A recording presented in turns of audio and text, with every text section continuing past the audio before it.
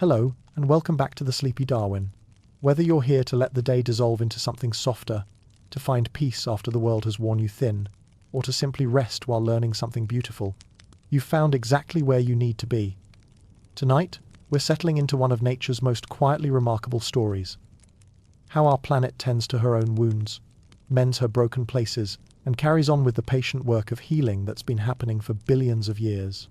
From forests that rise from ash to rivers that carve new paths around human mistakes, from soil that slowly swallows our scars to atmosphere that filters and forgives. Earth has been practicing the art of recovery long before we arrive to complicate things.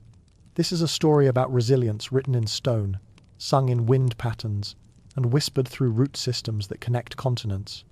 Before we begin this gentle exploration, if these sleepy science journeys bring you comfort, a like and subscribe would mean the world to this quiet corner of curiosity. And please, let me know in the comments where you're listening from and what time it is in your corner of this healing planet. Are you drifting off in a bustling metropolis, or finding quiet in some forgotten countryside? Fair warning, I'll do my best to keep this soothing. But Earth's repair mechanisms are rather extraordinary. I hope this isn't so fascinating that it keeps you alert, but if it does, at least you'll dream of mycorrhizal networks and tectonic forgiveness. So settle in, let your shoulders drop, and let's discover how the Earth heals herself, one quiet process at a time. Let's begin with something you might walk over every day without a second thought. Something so humble, so ordinary, that we've given it one of the most dismissive names in our language, dirt. But what if I told you that beneath your feet right now lies one of the most sophisticated healing systems in the known universe? Soil isn't dirt. That's like calling your brain head stuffing. What we're really looking at, or rather, standing on, is Earth's digestive system, her pharmacy, her nursery, her memory bank, and her most patient therapist, all rolled into something so complex that we've barely begun to understand it. Picture this for a moment, and let it settle gently into your mind like a soft rain.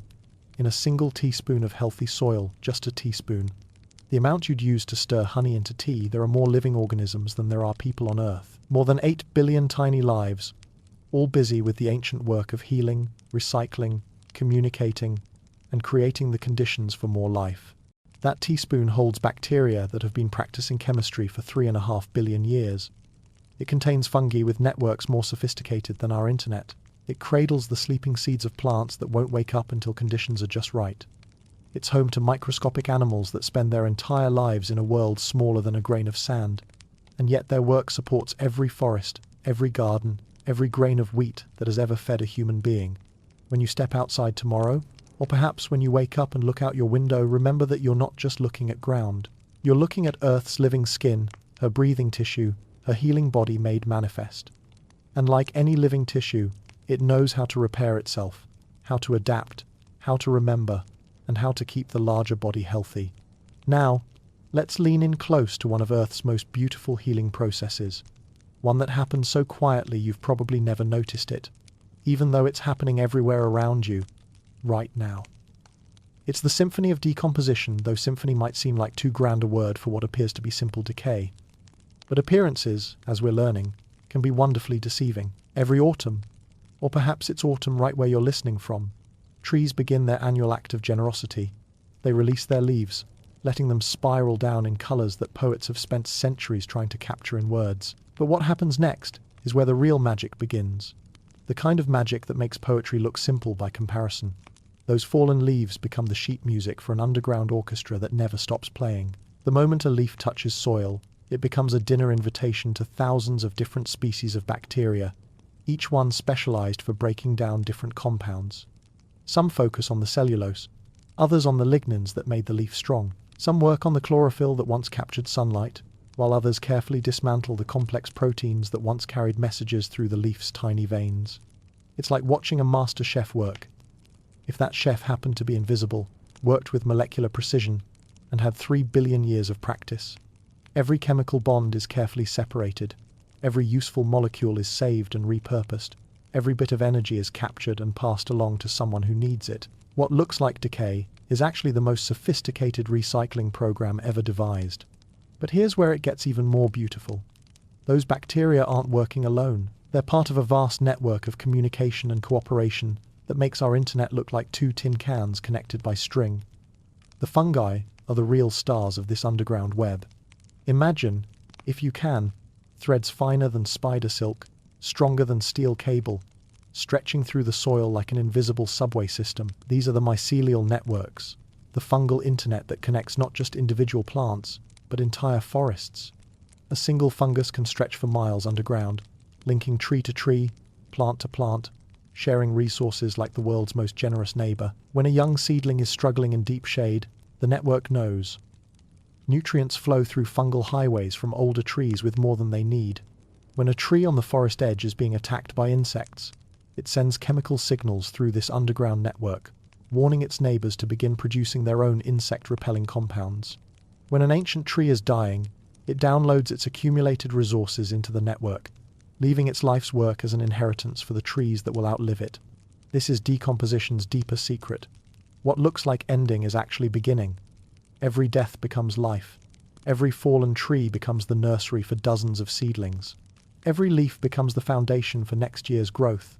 The soil doesn't just break things down, it transforms them, elevates them, gives them new purpose and new possibilities. And perhaps most beautiful of all, this process never hurries. It works in what we might call Earth time, measured not in minutes or hours, but in seasons and decades and centuries. The fungal networks that connect our oldest forests have been growing and learning and communicating for longer than human civilization has existed. They carry the accumulated wisdom of countless generations of trees, the chemical memory of every drought survived, every fire endured, every season of abundance shared.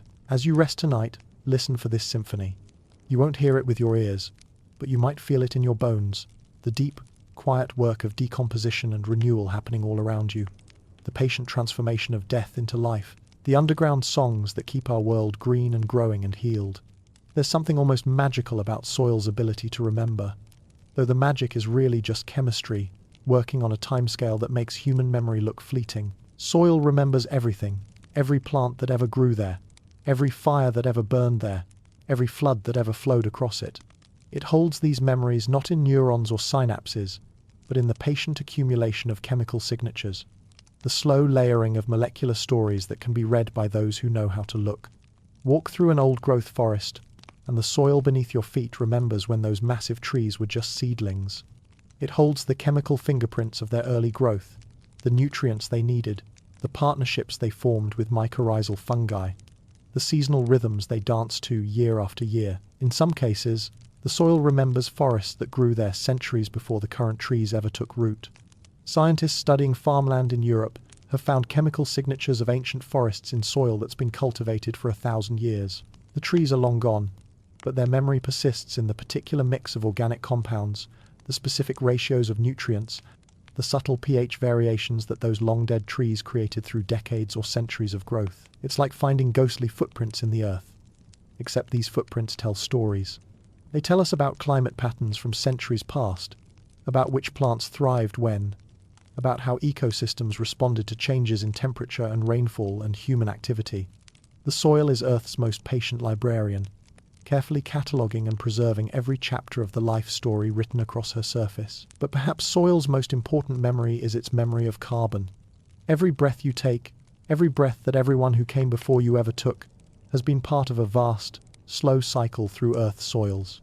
Plants pull carbon dioxide from the atmosphere and transform it into the stuff of leaves and roots and wood. When these plants die and decompose, much of that carbon returns to the atmosphere, but not all of it. Some carbon gets captured by the soil, held in complex molecules that can persist for decades or centuries or even millennia. This is how soil becomes one of Earth's largest carbon storage systems, holding more carbon than all the plants and animals on the surface, and all the carbon dioxide in the atmosphere combined. It's Earth's way of holding her breath, storing away the building blocks of life for future generations. The soil beneath prairie grasslands, for instance, holds the memory of countless seasons of grass growth, countless cycles of root expansion and decay. The deep, rich carbon stored there represents hundreds of thousands of years of atmospheric carbon that has been pulled down and saved, like Earth's long-term savings account for a stable climate. Even more remarkably, this carbon storage is an active process. It's not just that carbon gets buried and forgotten, it gets integrated into soil communities, becomes part of the fungal networks, gets traded between bacteria, gets built into the structural framework that holds soil particles together. It's carbon that has become part of Earth's healing infrastructure. When soil is damaged by erosion, by chemical contamination, by compaction from heavy machinery, it can lose this stored carbon relatively quickly. Decades or centuries of careful accumulation can be released back to the atmosphere in just a few years. But here's the beautiful part. When conditions improve, soil begins rebuilding its carbon stores almost immediately. It's like Earth is constantly ready to heal, constantly prepared to begin the slow work of restoration as soon as the damage stops. This is what soil memory really means. Not just the passive recording of what happened, but the active maintenance of conditions that allow healing to continue. The soil doesn't just remember the past, it uses that memory to build a more resilient future. If soil is Earth's healing tissue, then we need to talk about what happens when that tissue gets wounded. Because soil, like any living system, can be injured. It can be poisoned, stripped away, compacted until it can barely breathe, or depleted until it has almost nothing left to give. But here's what's remarkable. Even when soil seems completely destroyed, it usually isn't. It's just waiting for the right conditions to begin healing itself. Think of a construction site you might have seen, where the ground has been scraped bare, the living layer removed entirely, leaving behind only sterile subsoil or raw clay or sand. To our eyes, it looks dead, lifeless, like a wound that will never heal. But to Earth's healing systems, it looks like opportunity. The first responders are usually what we dismissively call weeds, though that's rather like calling emergency medical technicians nuisances. These pioneer plants are Earth's paramedics, specially evolved to work in the harshest conditions, to begin the slow process of rebuilding soil life from almost nothing. Take dandelions, for instance. Those bright yellow flowers that suburban homeowners spend fortunes trying to eliminate are actually master healers. Their deep taproots can penetrate compacted soil, breaking it up and creating channels for air and water. As their roots grow and eventually decay, they leave behind organic matter and create pathways that other plants can follow. Their leaves, when they fall and decompose, add nutrients to soil that might have been depleted of almost everything. Or consider the plants that appear first after a wildfire fireweed, with its brilliant purple spires, or the tender green shoots that emerge from seemingly scorched earth. These plants aren't just opportunistic. They're part of an ancient healing protocol, a carefully orchestrated sequence of restoration that has been refined over millions of years of practice. The process is called ecological succession, and it's like watching time-lapse footage of healing. First come the pioneers, the tough, adaptable species that can survive in damaged conditions. They stabilize the soil, add organic matter, create shade, and windbreaks that make conditions more hospitable for other plants. Then come the secondary colonizers, shrubs and fast-growing trees that begin to create more complex habitat, more diverse soil communities, deeper root systems that hold soil in place and cycle nutrients more effectively. Each stage creates the conditions that allow the next stage to establish. Finally, decades or centuries later, come the mature forest species, the long-lived trees and diverse understory plants that represent the fully healed ecosystem. But here's the beautiful part. This isn't just random succession. The soil remembers what grew there before and actively helps guide the healing process back toward that original condition. Soil scientists have discovered that even in heavily damaged areas, the soil retains what they call a seed bank, dormant seeds and spores that can remain viable for decades, waiting for conditions to improve. When healing begins, these sleeping seeds wake up, like Earth's own version of backup files waiting to restore the system. But perhaps the most remarkable thing about soil healing is its patience. This isn't healing that happens on human timescales. This is healing that happens in Earth time, measured in decades and centuries. A forest doesn't heal from clear cutting.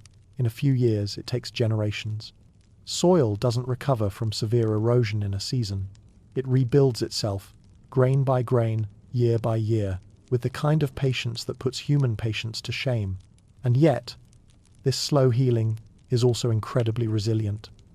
Soil that has been rebuilt naturally, through the long process of ecological succession, is often more stable and more diverse than it was originally. It's as if Earth learns from each injury, develops new strategies, becomes stronger in the broken places. There's a Japanese art form called kintsugi, where broken pottery is repaired with gold, making the cracks part of the beauty rather than something to hide. Soil healing works much the same way. The places where Earth has been wounded and healed often become some of the most vibrant, most resilient, most beautiful ecosystems on the planet. Now, let's bring this home, quite literally. Because you, yes you, listening to this right now, perhaps curled up in bed or settling into your favorite chair, you are not separate from this underground healing symphony. You are part of it, woven into it in ways so intimate and beautiful that it might change how you think about where you end and the earth begins. Every atom in your body is borrowed. The carbon in your bones, the nitrogen in your DNA, the phosphorus that helps your neurons fire as you think. These thoughts, all of it has been cycling through soil and plants and atmosphere for billions of years. The carbon atom that's part of a protein in your muscle right now might have been part of a dinosaur's bone 100 million years ago, part of a giant fern 300 million years ago, part of a bacterial cell when Earth was young and the sky was orange. But it's not just ancient history. Right now, as you breathe, you're participating in the soil's healing work. Every time you exhale, you're releasing carbon dioxide that plants will pull from the air and use to build leaves and roots. When those leaves fall and decompose, some of that carbon that was just in your lungs will be stored in soil, becoming part of Earth's vast carbon memory. Think about the last meal you ate. Whether it was vegetables grown in rich farmland or grain that started as grass on prairie soil or fruit from trees rooted deep in orchard earth, it all began with soil's patient work. The nutrients that built those plants, the energy that flows through your body right now, the very substance of your cells, it all came from soil, and it will all return to soil. This isn't morbid or melancholy, it's miraculous.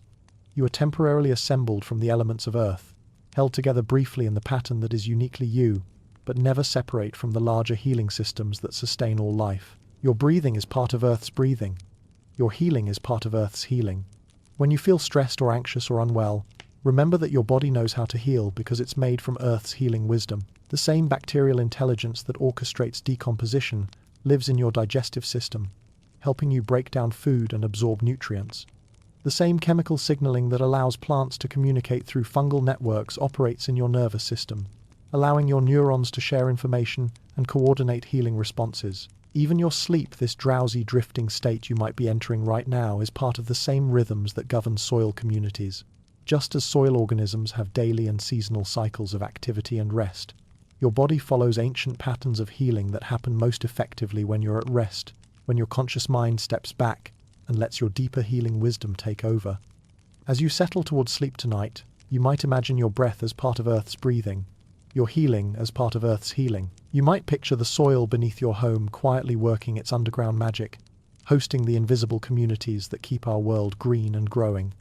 You might feel grateful for this living tissue that supports everything you love, this patient, generous, endlessly healing body of the earth.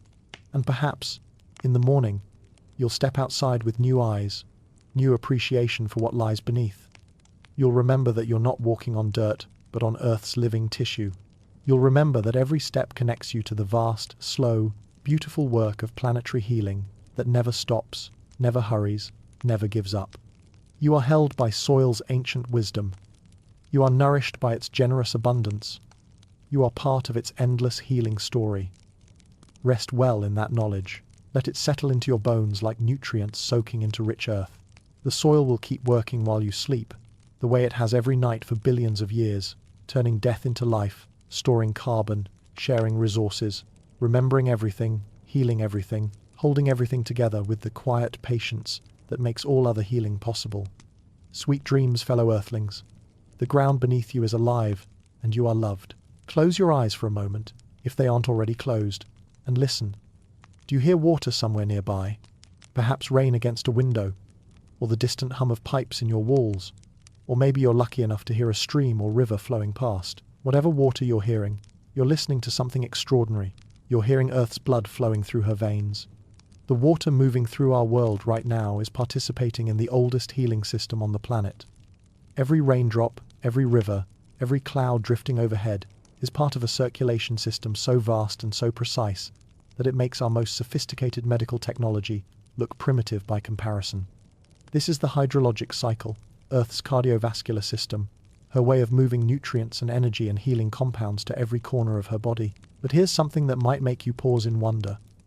The water flowing past your window tonight, the water in the glass beside your bed, The water that makes up more than half of your own body, it's older than the sun. Every molecule of it formed in the cold depths of space, in the stellar nurseries where our solar system was born. It has been cycling through Earth's systems for over 4 billion years, long enough to have been part of the first oceans, the first rainstorms, the first rivers that carved the landscapes we know today. Think about that for a moment. The water in your cells might have once flowed through ancient rivers that carved the Grand Canyon grain by grain. It might have fallen as snow on mountains that no longer exist, or pooled in seas that dried up millions of years ago. It might have been breathed out by dinosaurs, or absorbed by the first trees, or frozen in glaciers for thousands of years before melting and beginning the journey that led it to you. Water doesn't just flow, it remembers. Not in the way humans remember, with neurons and consciousness, but in the way that matter remembers, carrying within its molecular structure the story of everywhere it's been and everything it's done. Isotopes tell stories of ancient climates. Dissolved minerals carry the chemical signature of rocks weathered centuries ago. Trace compounds hold memories of the life forms that once shared this water, the ecosystems it has nourished, the healing work it has performed. This is what makes water so powerful as a healing agent. It's not just H2O, though that simple formula is miraculous enough. It's H2O, with billions of years of experience, water that has learned every healing technique Earth knows, water that carries the accumulated wisdom of planetary recovery in every drop. As it moves through Earth's bloodstream, rising as vapor from oceans, condensing into clouds, falling as rain, flowing through streams and rivers back to the sea, water is constantly performing healing work. It's dissolving and transporting nutrients to hungry ecosystems. It's diluting and neutralizing toxins. It's carrying away waste products and depositing them where they can be safely processed. It's moderating temperatures, preventing the earth from becoming too hot or too cold for life to flourish. And just like blood in your body, this circulation never stops. Right now, as you rest and listen, millions of gallons are evaporating from tropical oceans, rising into the atmosphere, traveling thousands of miles on wind currents, and falling as rain on forests and fields and cities that need exactly what this water has to offer. It's a healing system that operates continuously, patiently, generously, without any conscious direction, just the deep intelligence of chemistry and physics working together to keep our planet healthy. Now let's visit some of Earth's most sophisticated healing centers. Places where water goes not just to flow, but to be purified, restored, and prepared for the next stage of its healing journey. These are the wetlands, the marshes, the swamps, and bogs, and fens that humans have often seen as wastelands, but which are actually Earth's kidneys. Her water treatment plants, her most advanced facilities for turning contaminated water back into the pure, life-giving fluid that ecosystems need. Picture a marsh in your mind, perhaps you've seen one, with its tall grasses swaying in the breeze, its still pools reflecting sky and clouds, its patient herons waiting for fish. What you're looking at is a living filter, a biological system so sophisticated that we're only beginning to understand how it works. When water flows into a wetland, it slows down. This isn't accident, it's design. The dense vegetation, the irregular terrain, the complex network of channels and pools all work together to slow water's flow, giving the healing processes time to work. It's like water taking a deep breath, settling into a slower rhythm that allows transformation to happen. As water moves slowly through marsh grasses and sedges, something beautiful begins. The plant roots and the communities of bacteria that live around them start working like molecular-scale chemists, breaking down pollutants molecule by molecule. Nitrogen compounds that could cause algae blooms in lakes and rivers get converted into harmless nitrogen gas. Heavy metals get absorbed and stored safely in plant tissues. Sediments settle out, leaving the water clearer and cleaner. But marshes don't just clean water, they remember what they've cleaned.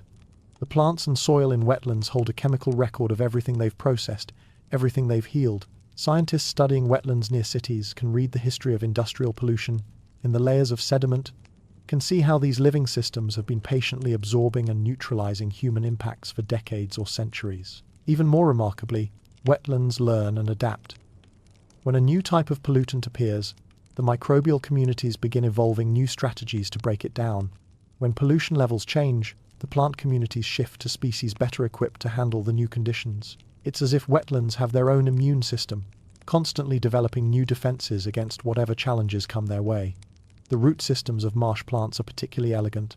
They don't just anchor the plants, they create an underwater garden of surfaces where beneficial bacteria can live and work. These bacteria form films on root surfaces, living communities that specialize in different types of water treatment. Some focus on breaking down organic pollutants, others on transforming harmful chemicals into benign ones, still others on capturing and storing nutrients that might otherwise cause problems downstream.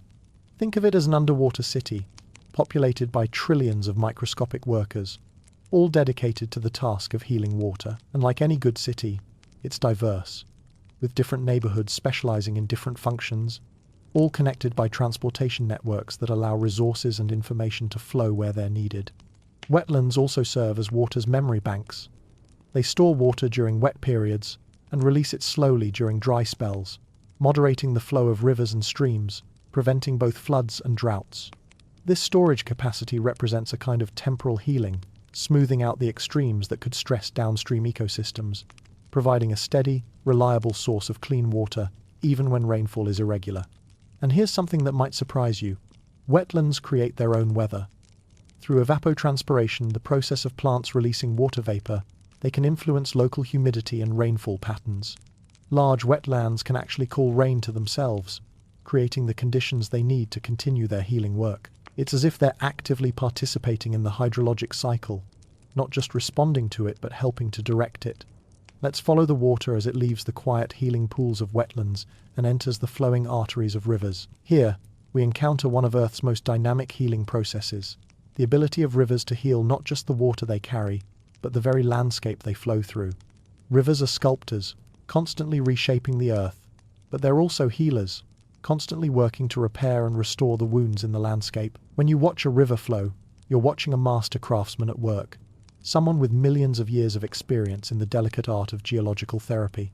Consider how a river heals its own banks. When flooding or erosion damages a riverbank, leaving raw soil exposed, the river doesn't just flow past the damage, it begins the process of restoration. Seeds carried in the water get deposited in quiet backwaters.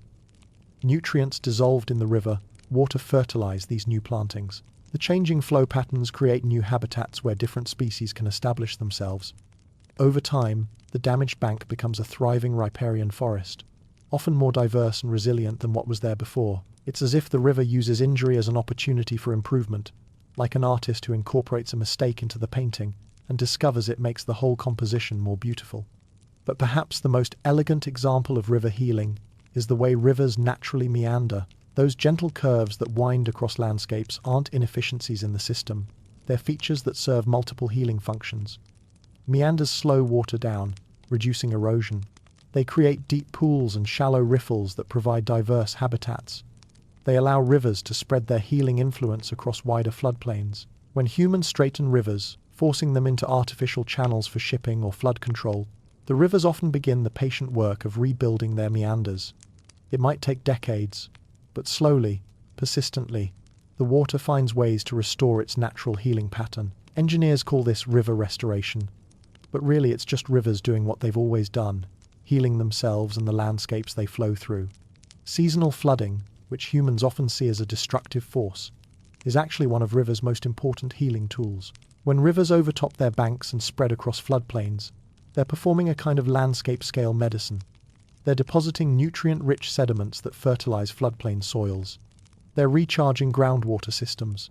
They're connecting isolated wetlands and creating temporary habitats for countless species. The timing of these floods is exquisite. In many ecosystems, rivers flood just when plants are beginning their spring growth, providing exactly the nutrients and moisture they need when they need it most. It's as if rivers have learned to read the calendar of life, timing their gifts perfectly to support the healing and growth of the entire watershed. Even the rocks and gravel in riverbeds play a role in healing. As water flows over and through these rocky surfaces, it gets oxygenated, supporting the aquatic life that helps keep river ecosystems healthy.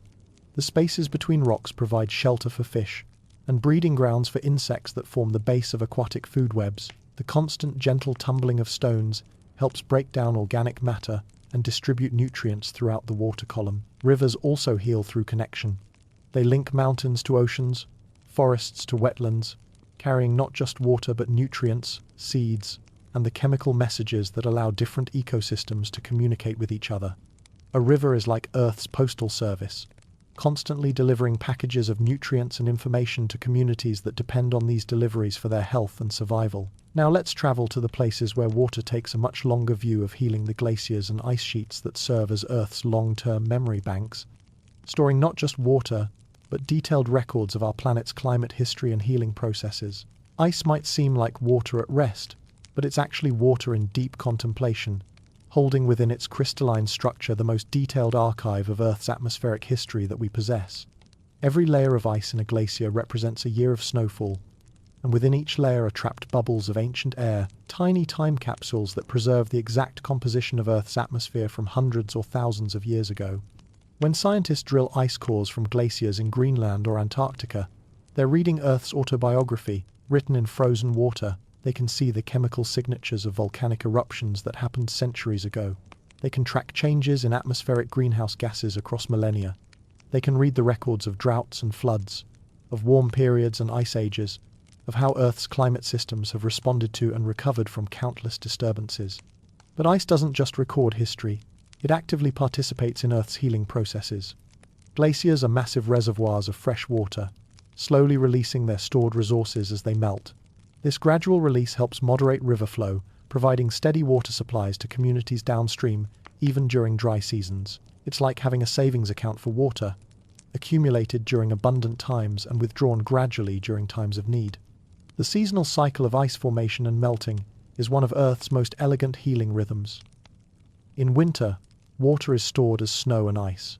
In spring and summer, this stored water is gradually released, timing its availability perfectly with the growing season when plants and animals need it most. This natural storage and release system helps smooth out the extremes of wet and dry seasons, providing stability that allows ecosystems to flourish.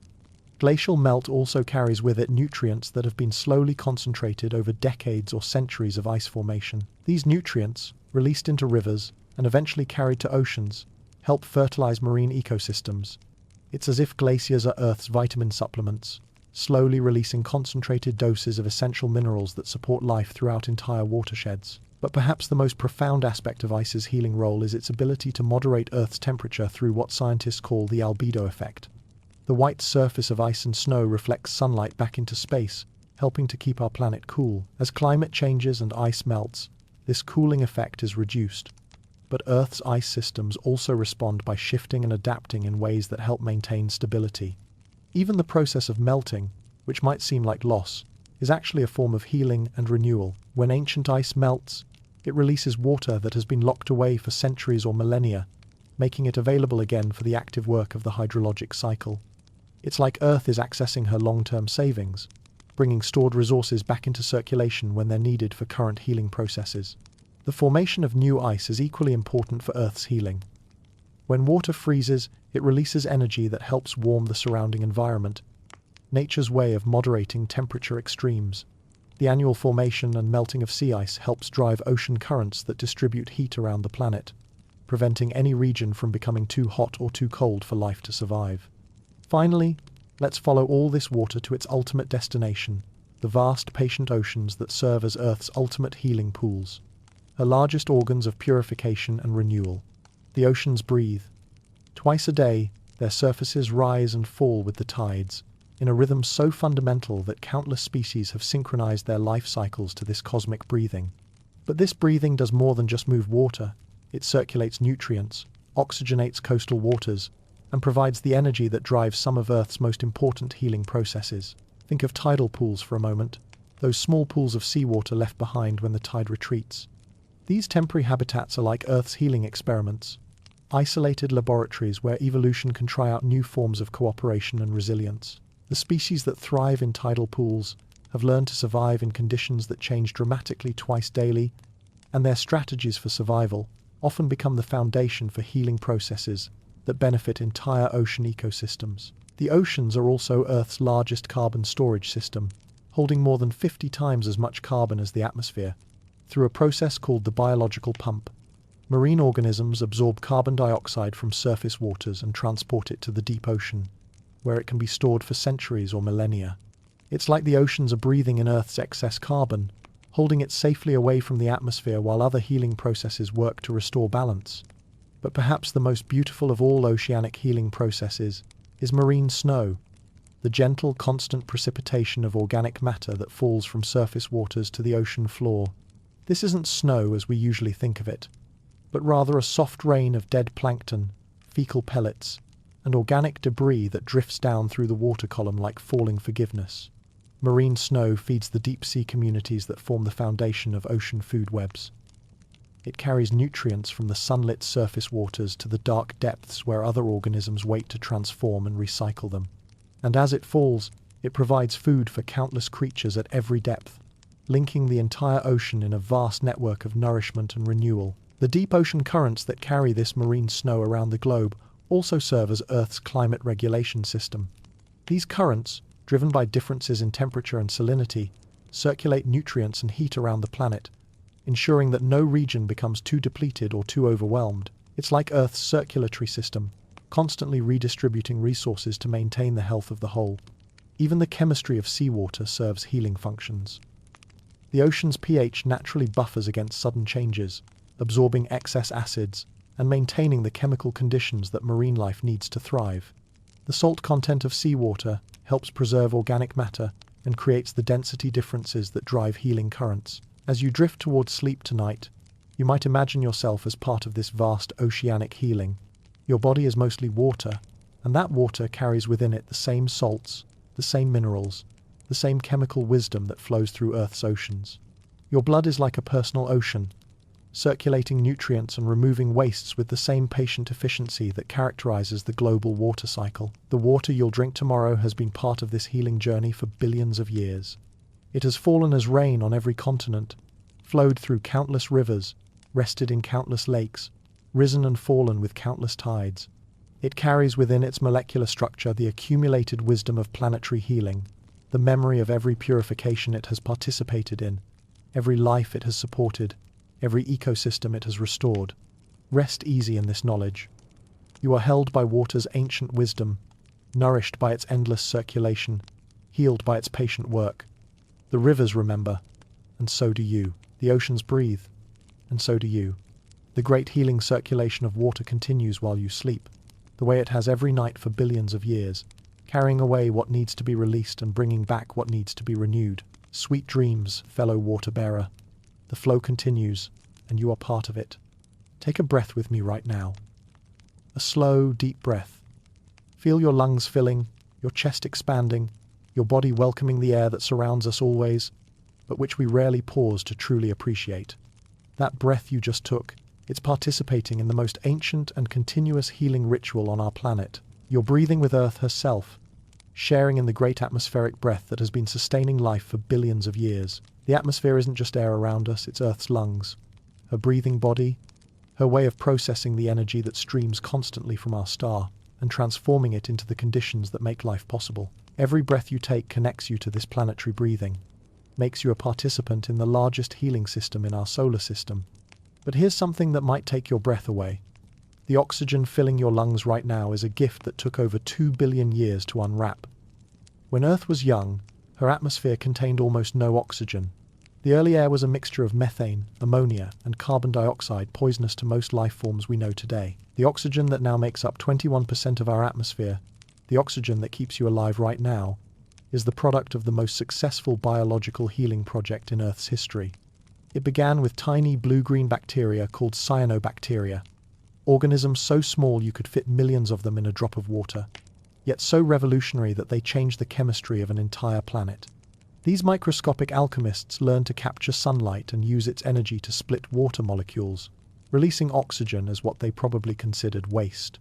For hundreds of millions of years, they quietly exhaled this waste oxygen into the atmosphere, slowly, patiently transforming Earth's breath. This is why every breath you take is quite literally a thank you note from the past. The oxygen molecules entering your bloodstream right now were created by ancient bacteria that lived and died billions of years ago, never knowing that their life processes would someday make possible every bird that has ever flown, every flower that has ever bloomed, every human who has ever laughed or cried or dreamed. Every breath connects you to this ancient generosity, this billions-year gift that keeps on giving. The atmosphere doesn't just hold oxygen, it holds memory. Trapped in tiny bubbles in ancient ice, we can sample the air that our ancestors breathed thousands of years ago. The chemical composition of our atmosphere tells the story of every major biological revolution, every mass extinction and recovery, every adjustment Earth has made to maintain the delicate balance that keeps her habitable. And the atmosphere is always breathing, always moving, always mixing and stirring and redistributing its healing gases around the planet. The air above tropical rainforests, rich with oxygen and moisture, travels on wind currents to desert regions that need exactly what this air has to offer. The atmosphere above oceans carries water vapor to inland areas that depend on rain for survival. It's a constant circulation of healing, a planetary breathing pattern that ensures no region stays stagnant or depleted for too long. Even the layered structure of our atmosphere serves healing functions. The troposphere, where weather happens, acts like Earth's active breathing space, constantly mixing and purifying the air we breathe. The stratosphere, home to the ozone layer, serves as Earth's protective filter, screening out harmful radiation while allowing beneficial sunlight to pass through. The mesosphere burns up meteors that might otherwise scar Earth's surface. Each layer works in harmony with the others, creating an atmospheric healing system of extraordinary sophistication. When you breathe out, you're participating in this ancient exchange. The carbon dioxide you exhale will be absorbed by plants that use it to grow, to build leaves and stems and roots that will eventually release more oxygen back into the atmosphere. Your breath becomes part of the great atmospheric circulation, part of the continuous cycle of give and take that has kept Earth's air healthy and life-supporting for billions of years. Now let's walk among Earth's most dedicated air healers, the forests that serve as our planet's lungs, her living air purification systems, her green guardians working around the clock to keep our atmosphere clean and healthy. Imagine standing in a forest on a quiet morning, perhaps just after dawn when the air feels almost tangibly fresh and clean. What you're experiencing isn't just the absence of pollution, it's the active presence of healing. Every tree around you is working as a sophisticated air filter, pulling carbon dioxide, dust, and pollutants from the air, and releasing pure, clean oxygen in return. A single mature tree can produce enough oxygen for 2 people for an entire year. But that's just the beginning of what trees do for atmospheric healing. Their leaves are covered in tiny pores called stomata that open and close like microscopic mouths, breathing in carbon dioxide and breathing out oxygen, but also filtering dust and particulates from the air, trapping them on leaf surfaces where rain will eventually wash them safely into the soil. But perhaps most remarkably, trees don't just clean the air, they actively communicate about air quality through the atmosphere. When a tree is stressed by pollution, drought, or insect attack, it releases chemical signals into the air, volatile organic compounds that carry messages to other trees in the forest. These airborne chemical messages say things like, "Increase your production of defensive compounds," or "Conserve water," "Drought is coming," or "Share nutrients through the root network, this area needs help." It's like having a conversation that happens entirely through scent, a chemical internet that operates through Earth's atmosphere. Trees can literally smell each other's distress and respond by adjusting their own healing efforts accordingly. When air pollution levels rise, forests collectively increase their filtering activity. When one area of forest is damaged, neighboring trees begin producing more oxygen and filtering compounds to compensate. Urban trees deserve special recognition in this atmospheric healing story. These are trees working under the most challenging conditions, surrounded by concrete, breathing polluted air, often receiving minimal water and nutrients, yet they continue their healing work with extraordinary dedication. A single urban tree can intercept over 15 gallons of rainwater each year, preventing it from washing pollutants into storm drains. Urban trees can reduce air pollution levels by up to 60%, creating healthier breathing conditions for millions of city dwellers. The way urban trees adapt to city air is particularly inspiring. They often develop thicker, more efficient leaf surfaces to handle increased pollution loads. They form partnerships with specialized bacteria and fungi that help them process urban contaminants. Some urban trees even alter their photosynthetic processes to be more effective in the challenging conditions of city air. Street trees, lining busy roads, are performing some of the most intensive atmospheric healing work on the planet. They're absorbing car exhaust, filtering dust from traffic, reducing the heat island effect that makes cities warmer than surrounding areas, and releasing oxygen and water vapor that helps moderate local climate. They're essentially atmospheric paramedics, providing emergency air purification services in the places that need it most. Forests also create their own weather patterns that contribute to atmospheric healing. Through transpiration, the process of releasing water vapor from their leaves, forests can influence local humidity and rainfall patterns. Large forests can actually call rain to themselves, creating the atmospheric conditions they need to continue their healing work. The Amazon rainforest, for instance, generates about half of its own rainfall through this process, creating a self-sustaining system of atmospheric renewal. Even fallen leaves continue the atmospheric healing work. As they decompose, they release compounds that can seed cloud formation, helping to create the rain that forests need to continue growing and filtering air. It's as if forests are managing their own atmospheric maintenance, creating the conditions they need to keep healing the air for everyone else. Sometimes, Earth's healing processes become most visible when they're responding to injury. And one of the most hopeful atmospheric healing stories of our time is the slow but steady recovery of the ozone layer. A reminder that Earth's healing systems can respond even to damage caused by human activity, given time and the right conditions. The ozone layer lives about 15 miles above your head, in the stratosphere, where oxygen molecules are constantly being broken apart by solar radiation and reforming into ozone, a delicate, dynamic equilibrium that creates a protective shield around our entire planet. This invisible layer filters out most of the sun's harmful ultraviolet radiation, the kind that can damage DNA and disrupt the delicate chemistry of life.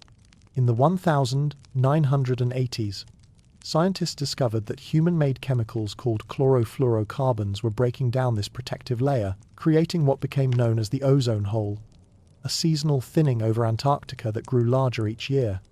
It was one of the first times humans realized that our local actions could have planetary-scale consequences, that we could inadvertently damage Earth's healing systems. But here's what makes this story so hopeful.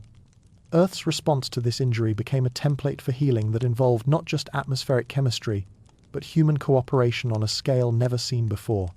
The Montreal Protocol, signed in 1987, brought together virtually every nation on Earth to phase out the chemicals that were damaging the ozone layer. It was as if humanity itself became part of Earth's healing system, responding to atmospheric injury with coordinated action.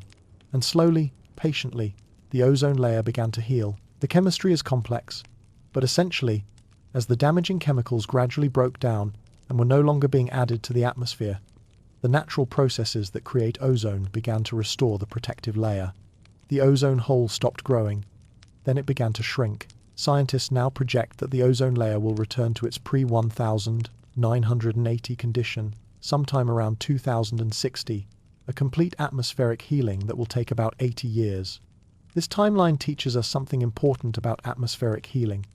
It happens in Earth time, not human time. The atmosphere has momentum, memory, long-term processes that don't change quickly. But when the conditions are right, when the sources of damage are removed, Earth's healing systems are remarkably effective at restoring atmospheric balance. The ozone recovery is happening through the same natural processes that created the ozone layer in the first place. Sunlight splitting oxygen molecules and allowing them to recombine into ozone. It's not that humans are directly repairing the ozone layer. Rather, we stopped interfering with Earth's natural ozone creation processes and allowed atmospheric healing to proceed. This recovery is being monitored by satellites that can detect even tiny changes in ozone concentrations, creating a real-time record of atmospheric healing in progress. Scientists can literally watch the slow mending of Earth's protective shield, measure the gradual strengthening of the filter that protects all life from harmful radiation. The ozone recovery story offers hope for other atmospheric healing challenges. It demonstrates that when humans work together to remove sources of atmospheric damage, Earth's healing systems can respond effectively, even to global-scale injuries. It's a reminder that atmospheric healing is possible, but it requires patience, cooperation, and the wisdom to work with Earth's natural healing processes rather than against them. Now let's explore one of Earth's most dramatic and immediate forms of atmospheric healing: the weather patterns that redistribute energy, moisture, and nutrients around our planet, maintaining the dynamic balance that keeps all regions habitable. Weather is often described in terms of destruction: hurricanes that damage coastlines, tornadoes that level buildings, floods that overwhelm communities. But from Earth's perspective, weather is medicine, a sophisticated system for healing regional imbalances and maintaining atmospheric health on a planetary scale. Think of storms as Earth's circulatory system in action. When one region becomes too hot, weather patterns carry that excess heat toward cooler areas. When one region has too much moisture, Storms transport that water to areas experiencing drought. When atmospheric pressure builds up in one location, weather systems redistribute that pressure to restore balance. Hurricanes, despite their destructive power, serve essential healing functions for both atmosphere and oceans. They carry heat from warm tropical waters toward cooler regions, helping to moderate global temperatures. They bring rainfall to areas that depend on seasonal storms for their water supply. They mix ocean waters, bringing nutrients from the depths to the surface where marine life can use them. They even help maintain the salt balance in oceans by stirring deep, salty water with fresher surface water.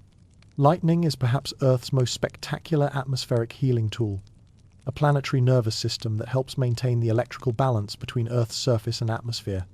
Every second, about 100 lightning bolts strike somewhere on Earth, each one serving as a conduit that balances electrical charges that build up between ground and sky. But lightning does more than balance electrical charges. It also creates nitrogen compounds that fall to Earth with rain, providing natural fertilizer that helps plants grow, which in turn helps those plants produce more oxygen and filter more air. Lightning also produces ozone in the lower atmosphere, helping to clean the air we breathe. Each lightning flash is like a tiny atmospheric pharmacy, producing compounds that contribute to air quality and plant health. Even the daily rhythm of weather serves healing functions. The warming and cooling that happens each day creates air currents that mix the atmosphere, preventing stagnation and ensuring that pollutants don't accumulate in any one area for too long. Morning dew provides moisture for plants during dry periods. Evening cooling allows atmospheric gases to settle and redistribute. Seasonal weather patterns ensure that no region remains in the same condition year-round. Winter cold kills pathogens and pests, giving ecosystems a chance to reset. Spring warming triggers new growth and reproduction. Summer heat accelerates chemical processes that break down organic matter and recycle nutrients. Autumn cooling slows these processes and allows energy to be stored for the dormant season. Wind itself is atmospheric medicine, constantly mixing and stirring Earth's air, ensuring that oxygen-rich air from forests reaches areas that need it, that moisture from oceans reaches inland areas, that dust and nutrients from one region can fertilize distant ecosystems. The trade winds, the jet streams, the monsoons, all are part of Earth's atmospheric circulation therapy, maintaining global atmospheric health through constant, gentle mixing. Even clouds serve healing functions beyond bringing rain. They provide shade that prevents overheating, reflect sunlight to help moderate global temperatures, and create the atmospheric conditions that support diverse weather patterns. The formation and dissolution of clouds is like atmospheric breathing, the sky inhaling and exhaling moisture and energy in rhythms that help maintain climatic balance. Finally, let's venture to one of Earth's most beautiful expressions of atmospheric healing, the aurora, those curtains of colored light that dance across polar skies. When our planet's magnetic field gently deflects the solar wind and transforms potentially harmful solar energy into breathtaking displays of atmospheric artistry. The aurora begins 93 million miles away, with our sun constantly streaming charged particles into space. The solar wind that could, if it reached Earth's surface unfiltered, disrupt our atmosphere and harm the delicate chemistry of life. But Earth is protected by her magnetic field, an invisible shield generated by the molten iron circulating in our planet's core. When the solar wind encounters Earth's magnetosphere, most of it is deflected away, like water flowing around a rock in a stream. But some of these solar particles are guided along Earth's magnetic field lines toward the polar regions, where they interact with our atmosphere in the most gentle and beautiful way possible, by exciting atmospheric gases and causing them to glow. This is healing made visible. What could be destructive solar radiation is transformed into harmless light, creating the aurora borealis in the north and aurora australis in the south. The colors tell the story of atmospheric chemistry. Green from oxygen molecules about 60 miles above Earth, red from oxygen higher up, blue and purple from nitrogen. Each photon of auroral light represents a solar particle that has been safely absorbed and transformed by Earth's atmospheric healing systems. The aurora is essentially Earth's magnetosphere healing itself from solar storms. When solar activity increases during solar flares or coronal mass ejections, Earth's magnetic field responds by intensifying its protective embrace. The aurora becomes brighter, more active, more widespread, as Earth's healing systems work harder to process the increased solar input. But the aurora also represents communication between Sun and Earth. between space weather and atmospheric response, between cosmic forces and planetary healing. Indigenous peoples of the Arctic have long understood the aurora as messages, as signs of communication between Earth and sky. Modern science confirms this intuitive understanding. The aurora is indeed a message, telling us that Earth's protective systems are working, that our planet is successfully defending her atmosphere from solar radiation. The dance of the aurora follows Earth's magnetic field lines, creating patterns that reveal the invisible architecture of our planet's protective field. When you see photos of aurora taken from space, you're seeing the outline of Earth's magnetosphere made visible, the shape of the protective bubble that keeps our atmosphere safe and stable. Even the timing of auroral displays follows healing rhythms. Aurora activity follows an 11-year cycle that matches the Sun's magnetic activity cycle, showing how Earth's healing systems adapt to long-term variations in solar energy. During solar maximum, when the Sun is most active, Earth's aurora activity increases to handle the extra energy input. During solar minimum, auroral activity decreases, as Earth's magnetosphere relaxes into a gentler protective mode. The aurora also creates its own atmospheric healing effects. The energy deposited by auroral particles helps drive atmospheric circulation in the polar regions, contributing to global weather patterns. Auroral activity can influence the chemistry of the upper atmosphere, affecting the formation and breakdown of ozone and other atmospheric gases. Perhaps most beautifully, the aurora reminds us that Earth's healing often manifests as beauty. The same planetary systems that protect us from harm, that maintain atmospheric balance, that keep our world habitable, also create some of the most stunning natural displays imaginable. It's as if Earth is showing us that healing and beauty are intimately connected, that the processes that keep us safe also fill our world with wonder. As you settle into sleep tonight, you might imagine Earth's atmosphere continuing its ancient healing work above you. The air around you is being constantly purified by forests, balanced by weather patterns, protected by the magnetic field, enriched by the breathing of countless living things. The atmosphere that surrounds you while you sleep is the product of billions of years of atmospheric healing, the culmination of countless cycles of damage and recovery, the ongoing gift of Earth's most sophisticated healing system. Your own breathing is part of this atmospheric healing. Every breath you take removes carbon dioxide from your bloodstream and adds it to the atmosphere, where plants are waiting to transform it back into oxygen. Every breath you exhale carries moisture that becomes part of the water cycle, and every breath you inhale connects you to the great atmospheric circulation that sustains all life. Rest deeply in this knowledge. You are held by Earth's healing breath, protected by her magnetic embrace, nourished by the atmospheric chemistry that has been perfected over billions of years. The air around you is alive with healing, and you are part of that healing, breathing with Earth herself in the ancient rhythm that keeps our world alive and beautiful. Sweet dreams, fellow air breather. The atmosphere heals while you sleep, the way it has every night since Earth first learned to breathe. And tomorrow, you'll wake to air that's been cleaned and renewed by the tireless work of atmospheric healing that never stops, never rests, never gives up on keeping our world healthy and habitable. Imagine for a moment that you could step into the oldest pharmacy in the world, one that's been perfecting its healing formulations for over 4 billion years, mixing minerals and compounds with the patient precision of a master chemist who has had geological ages to perfect each recipe. This pharmacy exists, and you've probably walked over it countless times without realizing it. It's the Earth herself, and her underground medicine chest contains healing compounds so sophisticated that we're only beginning to understand their elegant chemistry. Deep beneath your feet, the Earth is constantly brewing medicines. In the slow-cooking chambers of geological pressure and heat, minerals transform and concentrate into healing compounds that eventually find their way to the surface, sometimes as crystals in caves, sometimes as mineral-rich springs, sometimes as deposits of clay or salt that have been used for healing by countless generations of humans and animals. Consider the humble hot spring, bubbling up from deep underground like Earth's own healing fountain. These natural spas aren't accidents. They're the result of water spending decades or centuries percolating through underground rock formations, slowly extracting minerals that have proven healing properties. The water emerges heated by geothermal energy, carrying with it a precise cocktail of dissolved minerals, sulfur compounds that can soothe skin conditions, silica that supports bone health, magnesium that relaxes muscles, lithium that can calm anxiety. Animals have known about these natural healing centers for millions of years. Migrating birds make special stops at salt springs to replenish minerals lost during long flights.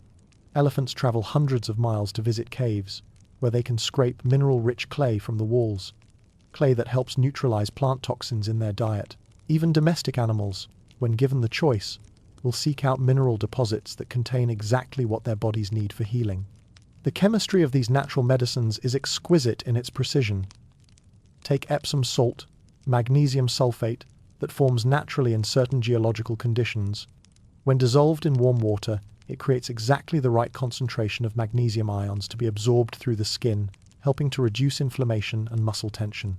It's as if the Earth knew, long before we did, that this particular combination of magnesium and sulfate would be exactly what stressed, tired bodies would need. Dead Sea mud contains a unique blend of minerals, magnesium, calcium, potassium, bromide, that has been naturally concentrated through millions of years of evaporation and geological processing. This mud doesn't just happen to be good for skin conditions. It has been chemically refined by natural processes until it contains the perfect proportions of healing minerals for dermatological therapy. Clay deposits around the world offer another example of Earth's pharmaceutical wisdom. Bentonite clay, formed from volcanic ash that has weathered over millions of years, has a unique molecular structure that allows it to absorb toxins while releasing beneficial minerals. Indigenous peoples worldwide have independently discovered the healing properties of their local clays, using them to treat everything from digestive issues to wound healing. Even common salt, the sodium chloride that seasons our food, represents billions of years of chemical refinement by oceans and inland seas. Salt doesn't just preserve food by dehydrating harmful bacteria, it also creates an environment that suppresses the growth of pathogens while supporting beneficial microorganisms. It's Earth's most ancient preservative and purifier, refined through eons of oceanic chemistry. The distribution of these mineral medicines around the Earth follows patterns that suggest a kind of geological generosity. Healing springs often emerge in locations where multiple geological forces converge, where different rock types meet, where underground water systems intersect, where volcanic activity has created unique chemical conditions. It's as if the Earth has been strategically placing her healing resources where they would be most accessible to the life forms that depend on them. If the Earth is a pharmacy, then plants are her most skilled chemists, capable of synthesizing healing compounds with a sophistication that puts our best laboratories to shame. Every plant is essentially a living chemical factory, constantly producing hundreds or thousands of different molecules, many of which have healing properties that we're only beginning to understand.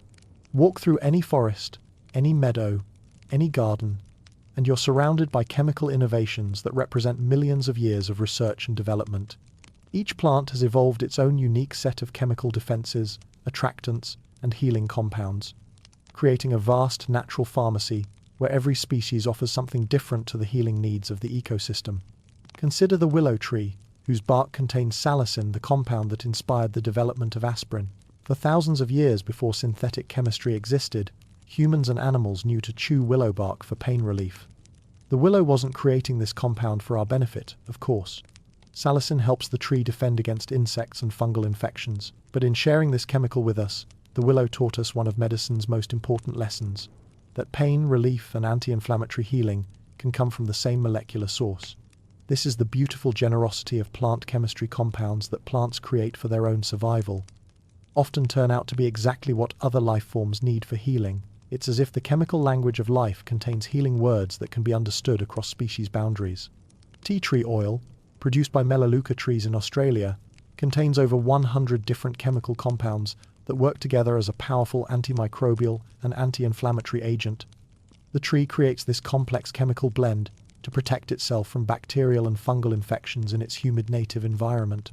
But the same compounds that keep the tree healthy can heal skin infections, respiratory issues, and wounds in humans and other animals. Essential oils represent some of the most concentrated examples of plant chemistry. When you smell lavender or rosemary or eucalyptus, you're inhaling volatile organic compounds that the plants release as chemical communications. Lavender's relaxing scent comes from compounds like linalool and linaloyl acetate, which the plant uses to attract beneficial pollinators while deterring harmful insects. The same chemicals that create these ecological relationships also have measurable calming effects on human nervous systems. Plants don't just create single healing compounds, they create complex mixtures that often work better together than any individual component would work alone. This is why many traditional plant medicines are more effective than isolated pharmaceutical compounds. The plant's full chemical profile includes not just the primary active ingredient, but also supporting compounds that enhance absorption, reduce side effects, and provide additional therapeutic benefits. The timing of plant chemistry is equally sophisticated. Many medicinal plants concentrate their healing compounds at specific times of day or seasons. Echinacea produces higher levels of immune-boosting compounds in the fall, just when many animals need extra immune support before winter. Some plants increase their antioxidant production during periods of environmental stress, offering enhanced healing properties precisely when the ecosystem needs them most. Perhaps most remarkably, plants can actually adjust their chemical production based on the needs of their environment. When a forest is under attack by insects, trees throughout the area begin producing higher levels of defensive compounds. When drought stress increases, many plants increase their production of compounds that help other organisms cope with water scarcity. This responsive chemistry means that plants are constantly monitoring their environment and adjusting their healing contributions accordingly. They're not just passive producers of fixed chemical formulas. They're active participants in the healing needs of their ecosystems, constantly fine-tuning their chemical output to provide exactly what's needed when it's needed. Beneath the visible world of plants and animals lies one of Earth's most sophisticated healing networks, the vast, interconnected web of fungi that connects forest to forest, plant to plant, creating underground communication systems that coordinate healing responses across entire ecosystems. If plants are Earth's chemists, then fungi are her network administrators, managing the flow of healing compounds, nutrients, and information throughout the soil ecosystem. A single fungal network can extend for miles underground, connecting hundreds or thousands of individual plants in a living internet that shares resources and coordinates healing responses with remarkable intelligence. These mycorrhizal relationships, partnerships between fungi and plant roots, represent some of the most elegant healing cooperation on Earth. The fungus provides the plant with minerals, water, and protection from soil pathogens, while the plant provides the fungus with sugars produced through photosynthesis. But this exchange goes far beyond simple trading. It's a sophisticated healing partnership where both organisms actively support each other's health and recovery. When a tree is stressed by drought, insect attack, or disease, it can send chemical distress signals through the fungal network to neighboring trees. These signals trigger responses throughout the network. Healthy trees begin sharing nutrients with the stressed tree through fungal pathways, while also increasing their own production of defensive compounds. It's like a forest-wide immune response, coordinated through the chemical communication highways that fungi maintain. Fungi are also master healers in their own right, capable of breaking down complex organic compounds that other organisms can't process. Many fungi specialize in decomposing specific types of organic matter. Some focus on breaking down cellulose, others on lignin, still others on complex proteins or oils. Working together, different fungal species can completely recycle even the most complex organic compounds, turning what appears to be waste into valuable nutrients for the ecosystem. But perhaps most remarkably, fungi can actually break down environmental toxins and pollutants, transforming harmful compounds into harmless ones through their sophisticated chemical processing abilities. This process, called mycoremediation, uses fungi to heal contaminated soil by literally digesting pollutants and converting them into benign organic matter. Oyster mushrooms, for instance, can break down petroleum compounds, heavy metals, and even some radioactive materials. These fungi produce enzymes that can cleave complex molecular bonds and reorganize toxic compounds into forms that are safe for other organisms. It's like having biological recycling centers that can handle the most challenging waste products and transform them into resources for new growth. The patience of fungal healing is particularly inspiring. Fungi work on timescales that make plant healing look rushed. A fungal network might spend decades slowly breaking down a fallen tree, carefully extracting and redistributing every useful compound. During this long process, the decomposing tree becomes a nursery for new seedlings, supported by the nutrients that fungi slowly release from the decaying wood. Fungi also serve as Earth's memory keepers, storing information about soil conditions, nutrient availability, and environmental stresses in their vast underground networks. When conditions change, fungi can quickly redistribute resources to help ecosystem partners adapt. During forest fires, mycorrhizal fungi protect seeds and root systems underground, helping forests regenerate more quickly after the fire passes. The chemical complexity of fungal healing compounds is staggering. A single mushroom might contain hundreds of bioactive compounds, many of which have powerful healing properties. Some fungi produce antibiotics that protect not just themselves but their plant partners from bacterial infections. Others produce compounds that boost immune function, reduce inflammation, or support cellular repair processes. Perhaps the most profound aspect of Earth's chemical healing is the way time itself becomes an ingredient in the healing process. Earth practices a kind of molecular alchemy, slowly transforming even the most persistent pollutants and toxins into harmless compounds through the patient application of chemistry, biology, and geological pressure across decades, centuries, or millennia. This is bioremediation on a planetary scale, using living systems to heal chemical damage. But it's bioremediation that operates on timescales that dwarf human planning horizons. Where we might think of cleanup projects in terms of years or decades, Earth thinks in terms of geological ages, applying healing pressure so gradually and persistently that even the most stubborn contaminants eventually surrender to transformation. Consider how Earth has dealt with the billions of tons of organic matter that have accumulated over millions of years. Rather than allowing this material to pile up indefinitely, Earth has evolved sophisticated systems for breaking down and recycling every type of organic compound. Dead leaves, fallen trees, animal waste, even the bodies of extinct organisms, all are gradually processed through layers of chemical transformation until every useful element is recovered and made available for new life. The process is like a vast, slow-motion recycling plant operated by countless microorganisms, each specializing in breaking down particular types of molecular bonds. Bacteria that can digest cellulose work on plant matter, fungi that can break down lignin tackle woody materials. Specialized microbes handle proteins, fats, and more complex organic compounds. Working together over long periods, these biological recyclers can completely process even the most complex organic materials. But Earth's chemical healing extends beyond natural organic matter to include human-made compounds that would seem completely foreign to natural systems. Given enough time and the right conditions, biological systems can evolve the ability to break down even synthetic chemicals that have never existed in nature before. Bacteria, in contaminated groundwater, have been observed evolving new metabolic pathways that allow them to use industrial solvents as food sources. Fungi in polluted soil have developed enzymes that can break down synthetic pesticides. Plants in mining areas have evolved the ability to absorb and safely store heavy metals, gradually removing these toxins from soil and water. This biological adaptation usually takes time, sometimes decades or centuries, for complex new metabolic pathways to evolve and spread through microbial populations. But the fact that it happens at all demonstrates the remarkable creative potential of Earth's healing chemistry. Life doesn't just tolerate environmental challenges. It actively develops new solutions to transform those challenges into opportunities for growth and healing. The alchemy of time also applies to geological processes. Water slowly dissolves and neutralizes acidic compounds. Minerals gradually react with pollutants to form stable, harmless compounds. Clay particles absorb and immobilize heavy metals. Geological processes that operate over thousands or millions of years can completely transform contaminated landscapes into clean, fertile ecosystems. This long-term chemical healing requires a kind of patience that's foreign to human thinking. We want contamination cleaned up quickly, completely, permanently. But Earth's approach is more like gentle, persistent massage therapy than surgical intervention. She applies steady, gentle pressure over long periods, allowing natural chemical processes to gradually restore balance without the disruption that faster interventions might cause. The patience required for this kind of healing is itself a form of wisdom.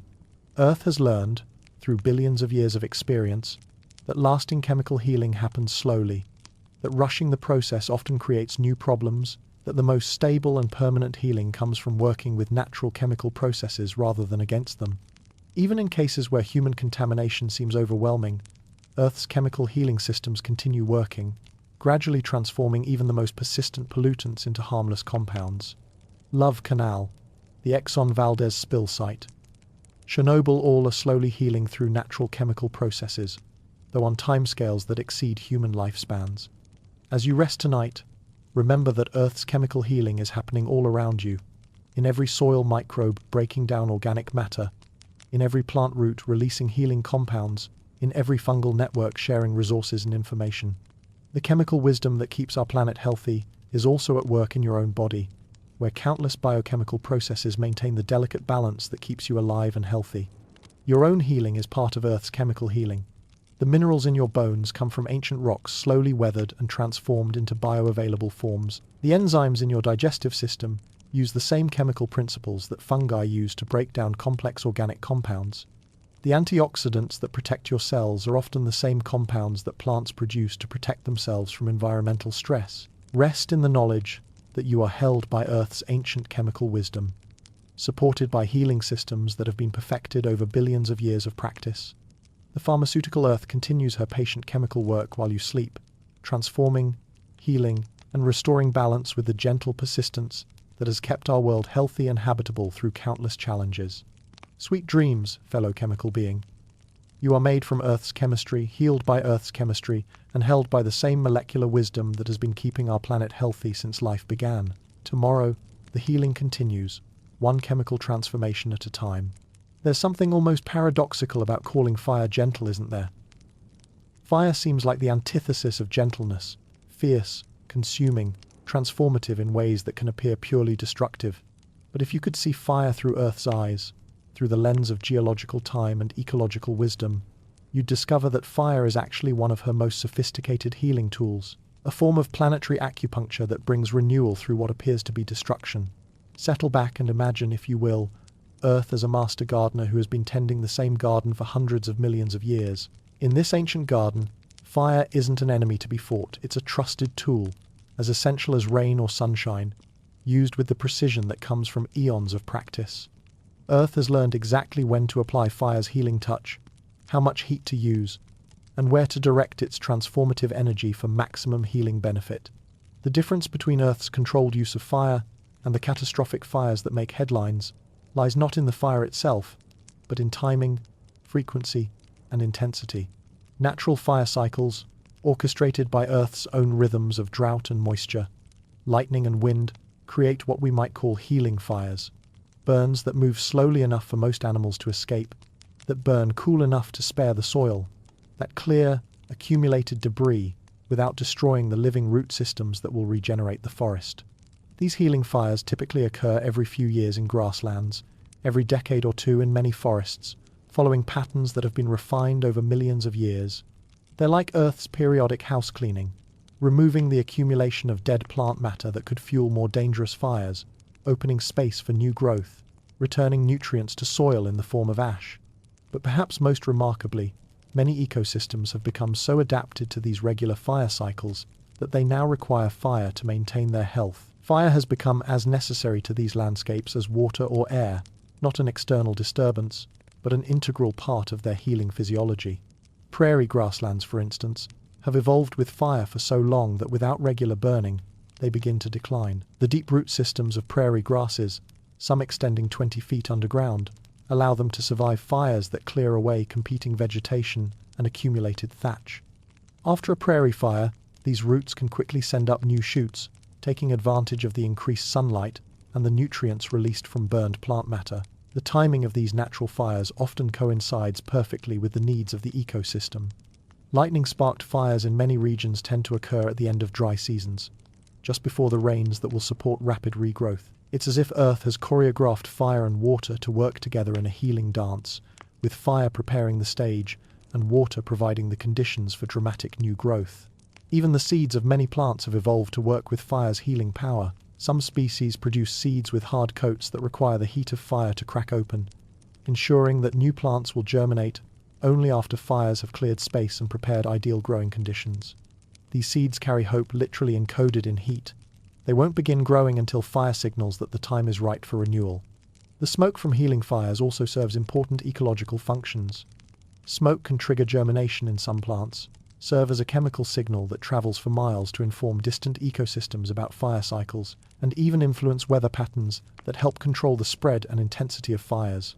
When we understand fire as one of Earth's healing tools, wildfire prevention takes on a different meaning. Rather than trying to eliminate fire entirely, which often leads to the buildup of fuel that makes catastrophic fires more likely, Earth's approach is to allow smaller, more frequent fires that maintain ecological balance and prevent the accumulation of conditions that lead to dangerous megafires. Now let's journey into the heart of one of Earth's most dramatic healing stories, the relationship between fire and forests, where some of the planet's largest and oldest living beings have learned not just to survive fire, but to use it as an essential partner in their life cycles. Walk among the giant sequoias of California, and you're walking among Earth's master teachers of fire healing.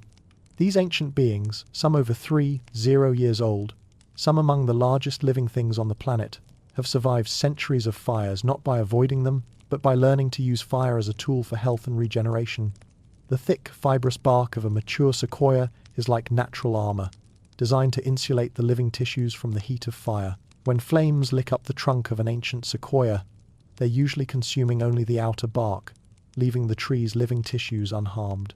Some sequoias bear fire scars that tell stories of dozens of fires survived over centuries, each scar representing not damage, but proof of resilience, evidence of another successful collaboration with fire's healing power. But sequoias don't just survive fires, they depend on them. Sequoia cones are serotinous, meaning they remain closed on the tree for years until the heat of fire causes them to open and release their seeds. Fire creates the perfect conditions for these seeds to germinate. Cleared ground, free of competing vegetation, mineral-rich ash to fertilize young seedlings, and increased sunlight penetrating to the forest floor. The timing is exquisite. Adult sequoias release millions of seeds after fires, but these seeds will only germinate if they land on mineral soil cleared by fire. The seedlings that emerge after fires often grow faster than sequoias that germinate in other conditions, taking advantage of the temporarily reduced competition and increased nutrients. This creates what scientists call cohort regeneration, groups of young trees that all began growing after the same fire, creating even-aged groves that will grow together for centuries. When you see a grove of sequoias of similar size, you're likely looking at fire's children, trees whose lives began in the healing aftermath of a long-ago burn. Other forest trees have developed equally elegant relationships with fire. Lodgepole pines in the Rocky Mountains have serotinous cones that open en masse after fires, creating dense stands of young trees that gradually self-thin over decades. Jack pines, aspens, and many chaparral species all use fire as a trigger for regeneration, turning what might seem like destruction into opportunities for renewal. The ash left by forest fires is like Earth's own fertilizer, rich in minerals that were locked up in living wood and now become available to support new growth. Potassium, phosphorus, calcium, and other essential nutrients are released in forms that plants can readily absorb. The pH of soil often improves after fires, creating better growing conditions for many species. Burned forests also create diverse habitat mosaics that support different species at different stages of recovery. Recently burned areas provide habitat for species that need open ground and lots of sunlight. Areas burned a few years ago, where shrubs and small trees are establishing, support different wildlife communities. Older burned areas, where trees are maturing, provide yet different habitat conditions. This creates what ecologists call pyrodiversity, landscape-level diversity created and maintained by fire. Rather than creating uniform conditions, fire creates a patchwork of different recovery stages, supporting maximum biodiversity across the landscape. Perhaps most remarkably, some trees actually encourage fires around themselves. Eucalyptus trees produce highly flammable oils that make them more likely to burn, but also allow them to survive fires better than competing species. After fires, eucalyptus trees can re-sprout from their root systems or surviving branches, while many competitors are eliminated. Let's venture now to Earth's most dramatic fire, healing the volcanic forces that create new land while transforming the old, demonstrating fire's power to heal not just through renewal, but through complete recreation. Volcanoes represent Earth's ultimate phoenix story, places where destruction and creation happen simultaneously, on a scale that dwarfs human imagination. When volcanic fire erupts from deep within Earth's body, it's not random destruction, it's Earth practicing her most powerful form of healing, clearing old landscapes and building new ones with the patient artistry that comes from 4 billion years of geological experience. The fire that emerges from volcanoes carries with it the mineral wealth of Earth's deep body elements and compounds that have been cooking in the high-pressure chambers of the mantle, slowly concentrating into forms that will become the foundation for incredibly fertile soils. Volcanic ash, which can seem so destructive when it falls, is actually one of Earth's most generous gifts to future ecosystems. Consider the island of Hawaii, where volcanic fire is still actively creating new land.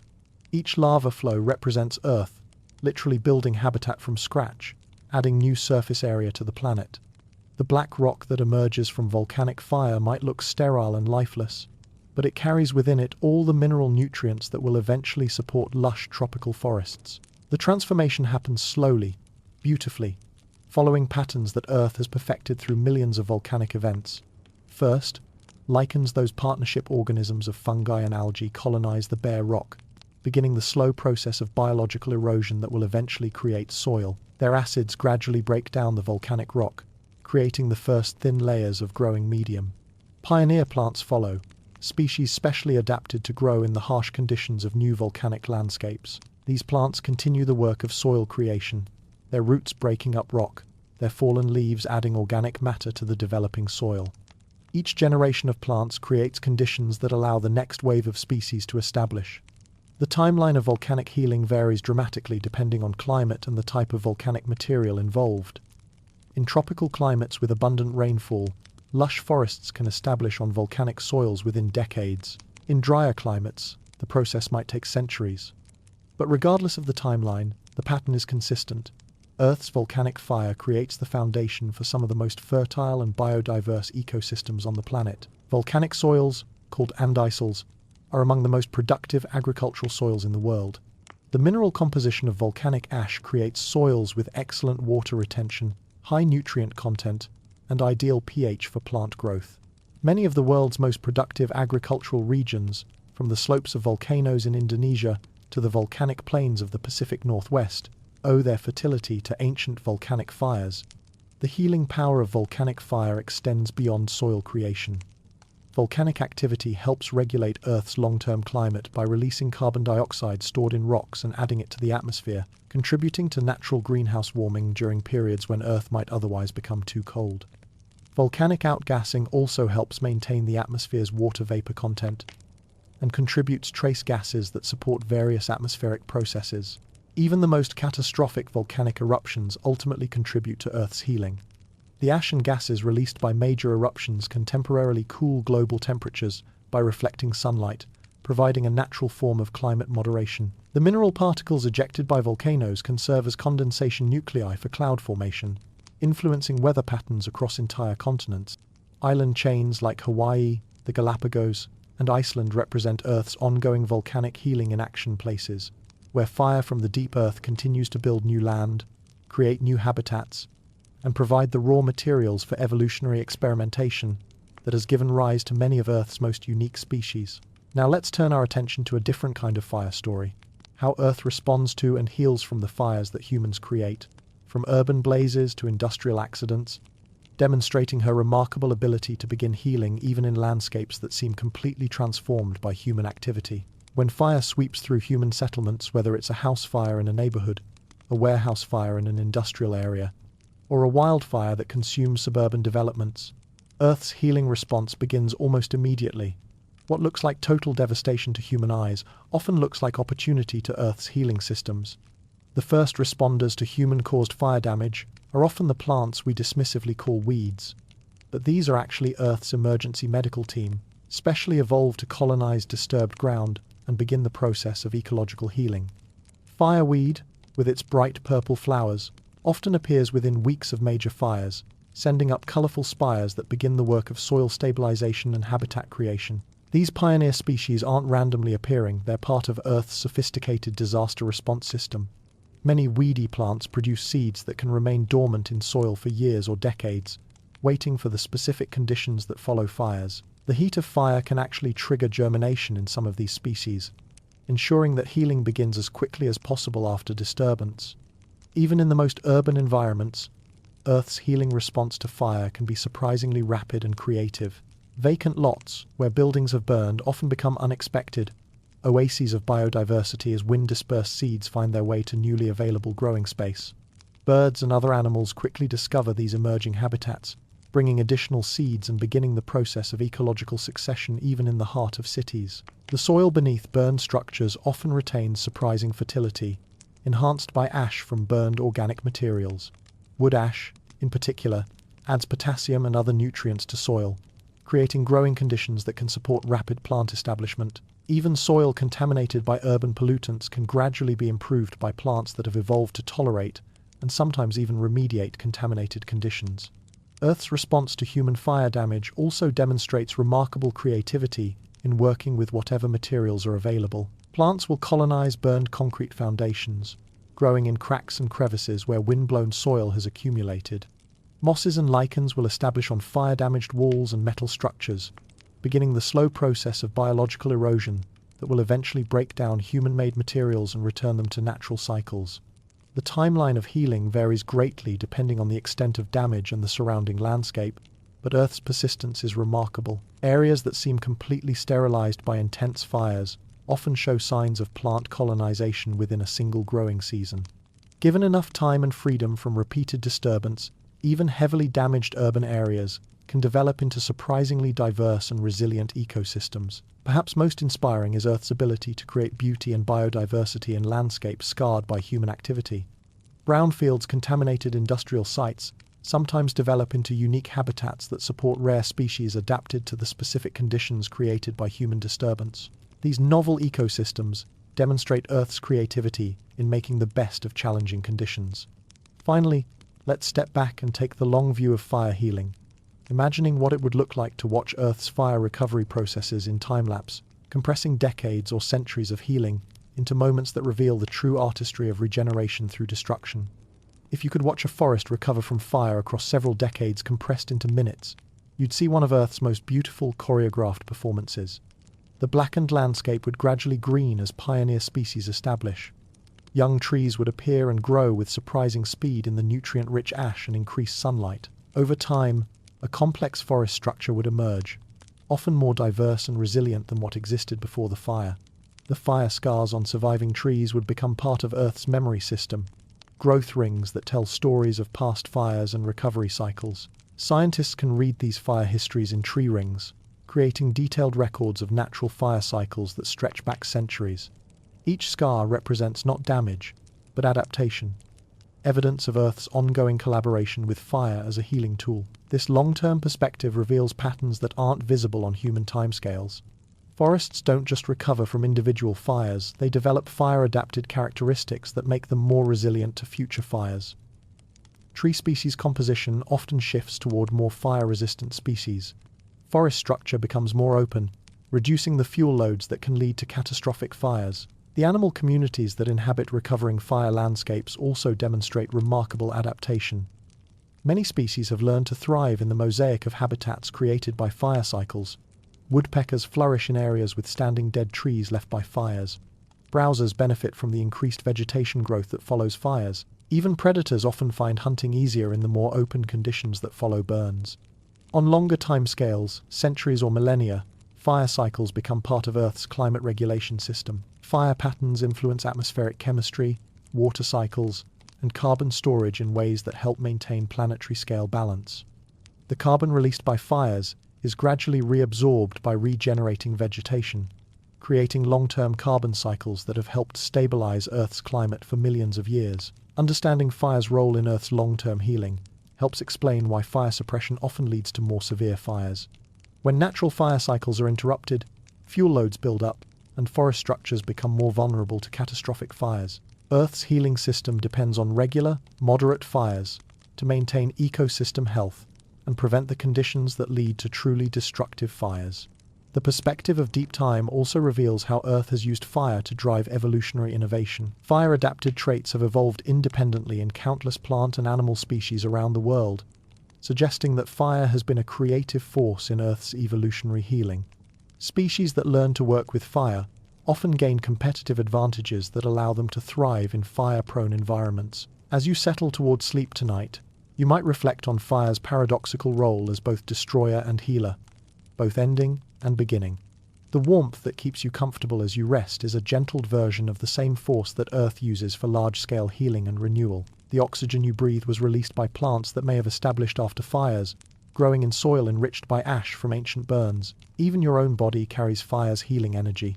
The cellular respiration that powers your thoughts and dreams is a controlled form of fire, a slow burn that releases energy from food in much the same way that forest fires release energy stored in wood. Your body's ability to heal from injury follows patterns similar to Earth's fire recovery, clearing damaged tissues and building new, often stronger structures in their place. Rest easy in the knowledge that Earth's fire healing continues its ancient work, bringing renewal through transformation, creating space for new growth and maintaining the dynamic balance that keeps our world healthy and resilient. Fire's gentle touch shapes landscapes and drives evolution with the same patient artistry that has been perfecting Earth's healing for millions of years. Sweet dreams, fellow Phoenix. In Earth's great cycles of destruction and renewal, every ending is also a beginning. Every fire clears space for new growth, and every scar becomes part of the beauty that emerges from healing. The regenerative fire burns gently while you sleep, preparing tomorrow's forests in the ashes of today's transformations. Imagine for a moment that you could feel the earth breathing beneath you, not the quick rhythm of atmospheric breathing, but the deep, slow breath of geological time, where each inhale and exhale takes millions of years. This is the breath of plate tectonics, Earth's most profound form of self-healing, a planetary therapy session that has been continuous for over 4 billion years. What we experience as solid, unmoving ground is actually the surface of a dynamic healing system, where massive plates of rock drift across the planet, like slow-moving continents seeking their perfect positions for optimal planetary health. Think of it as Earth's deep tissue massage, working out the tensions and pressures that build up in her rocky body, redistributing stress and maintaining the flexibility that keeps our planet geologically healthy. The pace of this healing is almost impossibly slow by human standards. Continents typically move at about the same rate your fingernails grow, just a few centimeters per year. But given geological time, this gentle, persistent movement has reshaped Earth's surface countless times, creating and destroying ocean basins, raising and wearing down mountain ranges, opening and closing seas in a slow-motion dance of planetary wellness. Mountain building represents one of Earth's most dramatic therapeutic processes. When tectonic plates converge, the immense pressure creates what geologists call orogenic belts, mountain ranges that serve as Earth's pressure relief valves. Rather than allowing stress to build up until it causes catastrophic damage, Earth creates mountains to gradually release the enormous forces generated by continental drift. The Himalayas, still rising today as India continues its slow collision with Asia, represent this therapeutic mountain building in action. What appears to us as a dramatic, violent collision is actually Earth's gentle way of managing continental stress over millions of years. The mountains that result don't just relieve pressure, they create entirely new environments, new weather patterns, new evolutionary opportunities. Earthquakes, often seen as destructive forces, are actually Earth's way of making small adjustments to maintain overall stability. Rather than allowing tectonic stress to build up indefinitely, Earth releases it gradually through countless small movements. The vast majority of earthquakes are so gentle that sensitive instruments are needed to detect them, Earth's way of making tiny adjustments to keep her rocky body properly aligned. Even the largest earthquakes, traumatic as they are for human communities, represent Earth preventing much greater instability by releasing accumulated stress. The San Andreas fault system, for instance, allows the Pacific and North American plates to slide past each other relatively smoothly, preventing the buildup of forces that could cause much more catastrophic adjustments. The rhythm of tectonic activity follows patterns that suggest Earth is actively managing her own stress levels. Periods of intense mountain building are often followed by periods of relative calm, allowing newly formed landscapes to weather and settle. It's as if Earth knows how to pace her healing work, applying intensive therapy when needed, and then allowing time for integration and recovery. This continental massage also serves to distribute Earth's internal heat more effectively.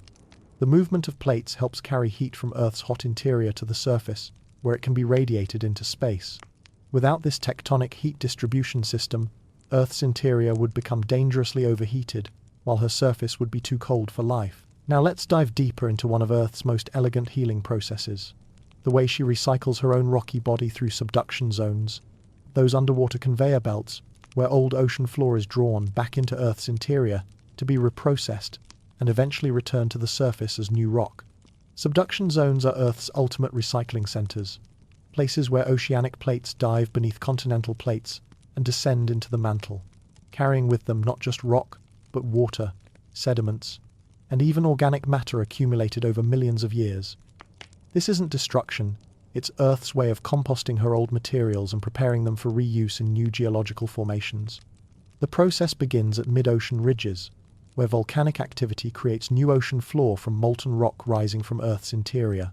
This fresh oceanic crust spreads away from the ridge, slowly cooling and thickening as it travels across ocean basins, accumulating sediments from rivers and the remains of marine life that lived and died in the waters above.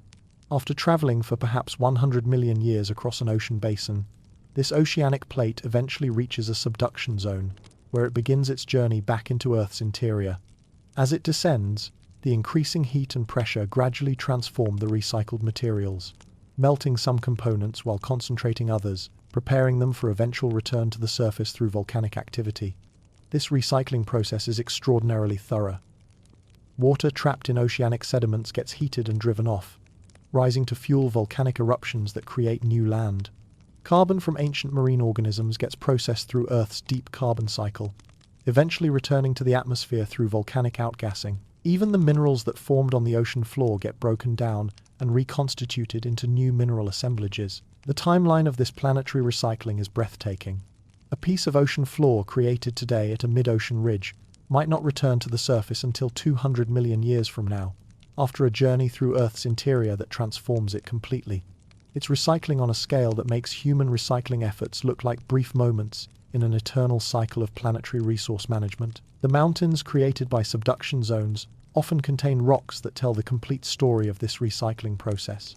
In the Andes, geologists can find rocks that formed on ancient ocean floors, traveled thousands of miles through Earth's interior, and emerged transformed as new continental crust. These mountain ranges are like Earth's recycling success stories written in stone. This deep recycling also helps regulate Earth's long-term climate. Carbon dioxide that gets subducted with oceanic sediments is eventually released through volcanic activity, participating in natural climate cycles that operate over millions of years. When too much CO2 builds up in the atmosphere, increased weathering of rocks removes it from the air and eventually delivers it to subduction zones. When atmospheric CO2 levels drop too low, volcanic activity releases more stored carbon. The efficiency of Earth's tectonic recycling is remarkable. Virtually nothing gets permanently lost. Elements and compounds get transformed and redistributed, but the total amount of material remains constant. Earth has been practicing zero-waste recycling for billions of years, long before humans invented the concept. Earth's healing doesn't just happen through recycling, it happens through movement itself, through the constant circulation of materials that ensures no region remains isolated or depleted for too long. This geological circulation system distributes healing minerals, regulates temperature, and creates the dynamic conditions that support life's evolution and adaptation. Consider how tectonic movement distributes mineral wealth around the planet. When mountains form through plate collision, they expose deep crustal rocks that contain concentrated minerals formed under high pressure and temperature. Erosion gradually wears down these mountains, carrying precious metals, rare earth elements, and other valuable minerals to lower elevations, where they can be accessed by life forms that need them. Gold, silver, copper, and other metals concentrated in mountain belts eventually find their way into river systems, where they're distributed across floodplains and deposited in sedimentary rocks. This geological circulation ensures that essential trace elements remain available in Earth's surface environment, rather than being permanently locked away in deep crustal rocks. Hotspots, areas where deep mantle material rises toward the surface, serve as Earth's pressure release valves, providing pathways for internal heat and materials to reach the surface without waiting for the full tectonic recycling process. The Hawaiian island chain, created by a hotspot that has been active for millions of years, demonstrates how these geological pressure valves create new land while relieving deep Earth stresses. The movement of continents also serves important healing functions for Earth's climate and ocean circulation. As continents drift to new positions, they alter ocean currents and atmospheric circulation patterns, preventing Earth's climate from becoming permanently locked in any particular state. The opening and closing of ocean basins creates new circulation patterns that help distribute heat and moisture around the planet. There's a beautiful poetry in continental drift that speaks to Earth's healing wisdom. Even continents migrate when they need healing, breaking apart when they become too large and unwieldy, coming together when separation has accomplished its purpose. The supercontinent cycle, where continents periodically assemble and disperse over hundreds of millions of years, suggests that Earth knows how to reorganize herself for optimal planetary health. The breakup of supercontinents often coincides with periods of increased biodiversity and evolutionary innovation, as if continental separation creates new opportunities for life to explore different evolutionary paths. When continents come together, they create opportunities for genetic exchange and evolutionary synthesis. Earth's continental choreography seems designed to optimize both geological stability and biological creativity. Even the timing of tectonic processes appears coordinated for planetary health. Mountain building episodes often alternate with periods of relative stability, allowing newly formed landscapes time to develop complex ecosystems before the next phase of geological reorganization. It's as if Earth paces her healing work to minimize disruption while maximizing renewal. The magnetic minerals created by tectonic processes also contribute to Earth's navigation systems. Many animals use Earth's magnetic field for navigation, relying on magnetic minerals deposited by geological processes. Tectonic activity continuously renews these magnetic navigation aids, ensuring that Earth's biological GPS system remains functional across geological time.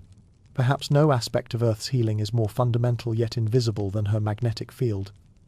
The protective shield generated by the circulation of molten iron in her core, a healing system that operates on planetary scales to protect the delicate atmospheric and biological processes that make life possible. Earth's magnetic field is essentially a side effect of her internal circulation therapy. Deep within Earth's core, liquid iron moves in complex convection patterns driven by the heat of radioactive decay and the slow cooling of Earth's interior. This circulation creates electrical currents that generate the magnetic field that extends far into space, deflecting harmful solar radiation and cosmic rays that could strip away our atmosphere and damage living systems. But this magnetic healing is not static, it's dynamic, constantly adjusting and reorganizing itself in response to changes in Earth's deep circulation patterns. The magnetic field weakens and strengthens, shifts and moves, even reverses polarity in what appear to be natural healing cycles that occur every few 100,000 years. Magnetic field reversals, once thought to be catastrophic events, are now understood as natural renewal cycles in Earth's magnetic healing system. During these reversals, the magnetic field doesn't disappear. It reorganizes itself, often creating multiple magnetic poles before settling into a new, stable configuration. It's like Earth, periodically restarting her magnetic therapy system to maintain optimal functioning. The geological record preserved in volcanic rocks shows that magnetic reversals have been happening regularly throughout Earth's history, and life has not only survived these transitions but often flourished during periods of magnetic instability. This suggests that Earth's magnetic healing system is robust enough to maintain protective function even during reorganization phases. The navigation systems that many animals use depend on Earth's magnetic field, creating a form of healing that extends to biological systems. Sea turtles navigate across ocean basins using magnetic cues. Salmon return to their birth streams guided by magnetic signatures, and migrating birds follow magnetic highways that help them find food and breeding grounds with minimal energy expenditure. This biological navigation represents a form of planetary healing that connects geological and biological systems. Earth's magnetic field doesn't just protect life from radiation, it helps life navigate to the resources and conditions needed for survival and reproduction. The magnetic field becomes part of Earth's guidance system, helping living beings find their way to healing. The magnetic field also influences atmospheric circulation patterns and even weather systems. Charged particles from space that interact with Earth's magnetic field can influence cloud formation and atmospheric chemistry in ways that contribute to climate regulation. The aurora, visible at high latitudes during periods of magnetic activity, represents this interaction between Earth's magnetic healing and atmospheric processes. Recent research suggests that Earth's magnetic field may also influence biological processes more directly than previously thought. Some bacteria and other microorganisms can sense magnetic fields and use them to orient their movement and activities. Plants and animals may have biological compass systems that help them optimize their positioning for growth and healing. The strength and configuration of Earth's magnetic field also varies geographically, creating regional differences in magnetic intensity that may influence local biological and atmospheric processes. These magnetic variations add another layer to Earth's healing complexity, creating subtle environmental differences that contribute to biological diversity and ecosystem resilience. As you settle towards sleep tonight, you might reflect on the invisible magnetic embrace that surrounds our planet, the protective field generated by Earth's deep circulation therapy that shields all life from harmful radiation.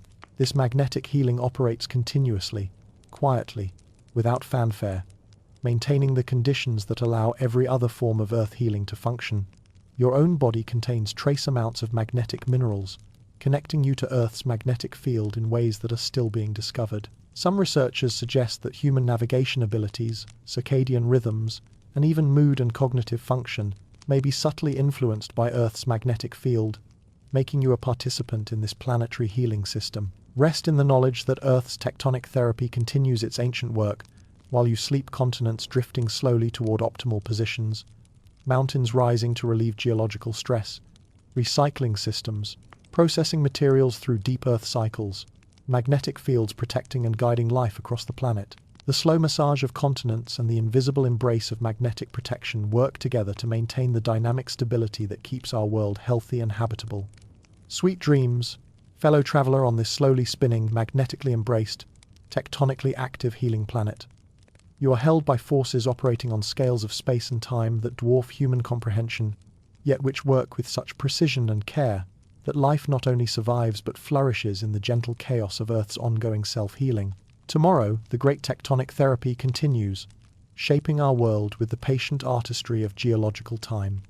Settle back and imagine Earth as an ancient physician who has been practicing climate medicine for 4.5 billion years. In her vast memory, she holds the records of every climate crisis she has ever faced, every healing technique she has ever used, every recovery strategy that has worked to restore atmospheric balance. Tonight, let's explore this deep wisdom climate healing that operates on timescales so vast they transform our understanding of what healing really means. Earth's climate doesn't just change, it breathes in slow, deep cycles that last tens of thousands of years. The Ice Ages represent Earth's most dramatic breathing exercises, planetary-scale healing practices that have helped maintain climate stability for millions of years. Think of glacial cycles as Earth's way of taking a deep, cleansing breath. When ice sheets advance, they lock away enormous amounts of water, lowering sea levels and dramatically cooling global temperatures. Ocean currents reorganize, atmospheric circulation patterns shift, and entire ecosystems migrate to new locations. It might seem catastrophic, but it's actually Earth's way of resetting her climate systems, clearing out accumulated imbalances, and creating space for new forms of healing. During the deepest ice ages, when glaciers covered much of North America and Europe, Earth wasn't experiencing climate failure, she was practicing one of her most sophisticated healing techniques. The ice sheets acted like massive air conditioning systems, reflecting sunlight back to space and storing vast amounts of fresh water for future use. When the ice eventually melted, it released this stored water gradually, providing the moisture needed for forests to expand and new ecosystems to flourish. Life didn't just survive these climate extremes, it learned from them. Species developed strategies for rapid migration, evolved tolerance for dramatic temperature changes, and created community structures that could persist through centuries of climatic instability. The resilience we see in modern ecosystems was forged in the cycling furnace of Ice Age climate healing. Earth has also healed from the opposite extreme periods, when greenhouse gases soared and global temperatures rose far above current levels. These ancient greenhouse events, caused by massive volcanic eruptions or other natural processes, created atmospheric conditions that would seem uninhabitable to us. Yet Earth not only survived these climate emergencies, she developed healing mechanisms that eventually restored atmospheric balance. Rock weathering serves as Earth's natural thermostat, a negative feedback system that operates over millions of years. When atmospheric CO2 levels rise, increased temperatures accelerate the chemical breakdown of rocks, which absorbs CO2 from the atmosphere.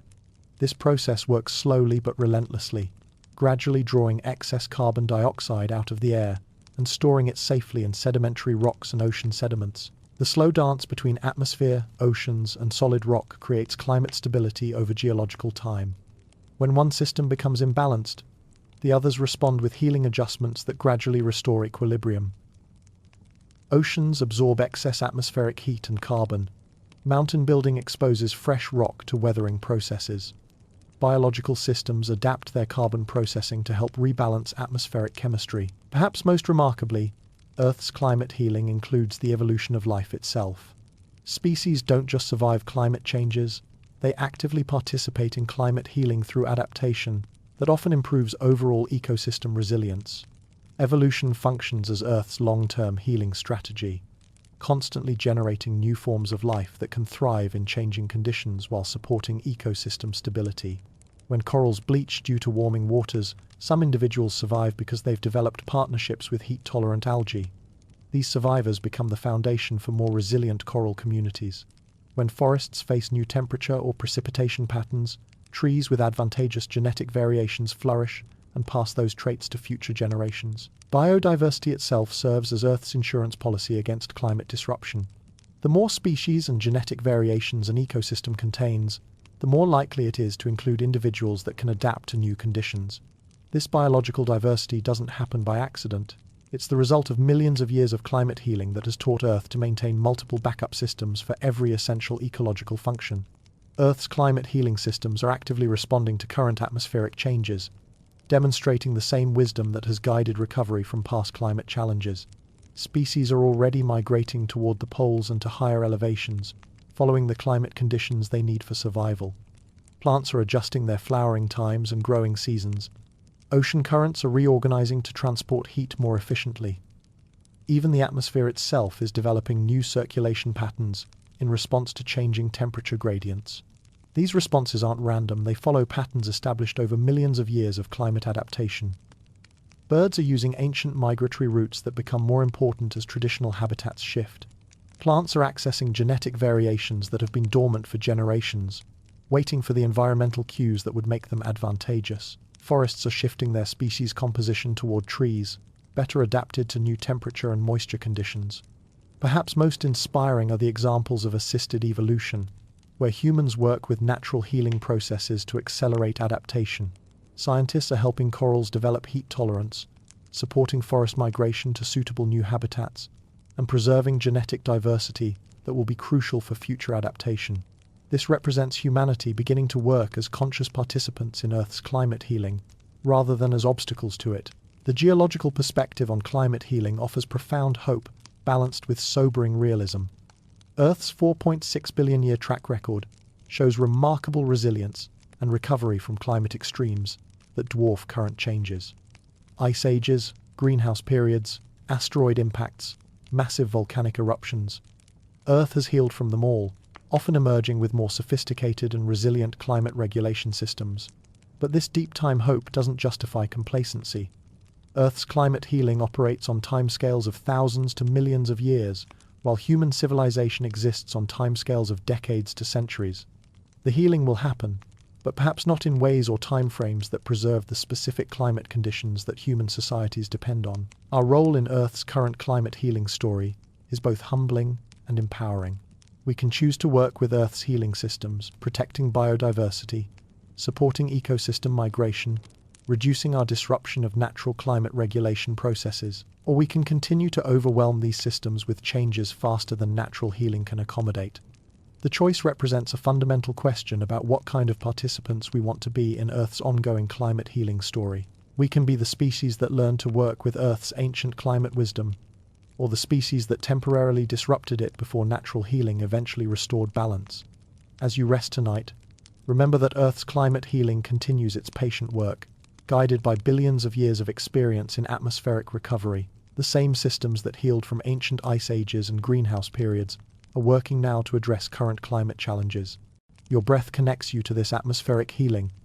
Your choices shape how the healing unfolds, and your hope participates in the faith that has carried Earth's climate through every challenge it has ever faced. Sweet dreams, fellow climate healer. Tomorrow brings new opportunities to work with Earth's ancient atmospheric wisdom.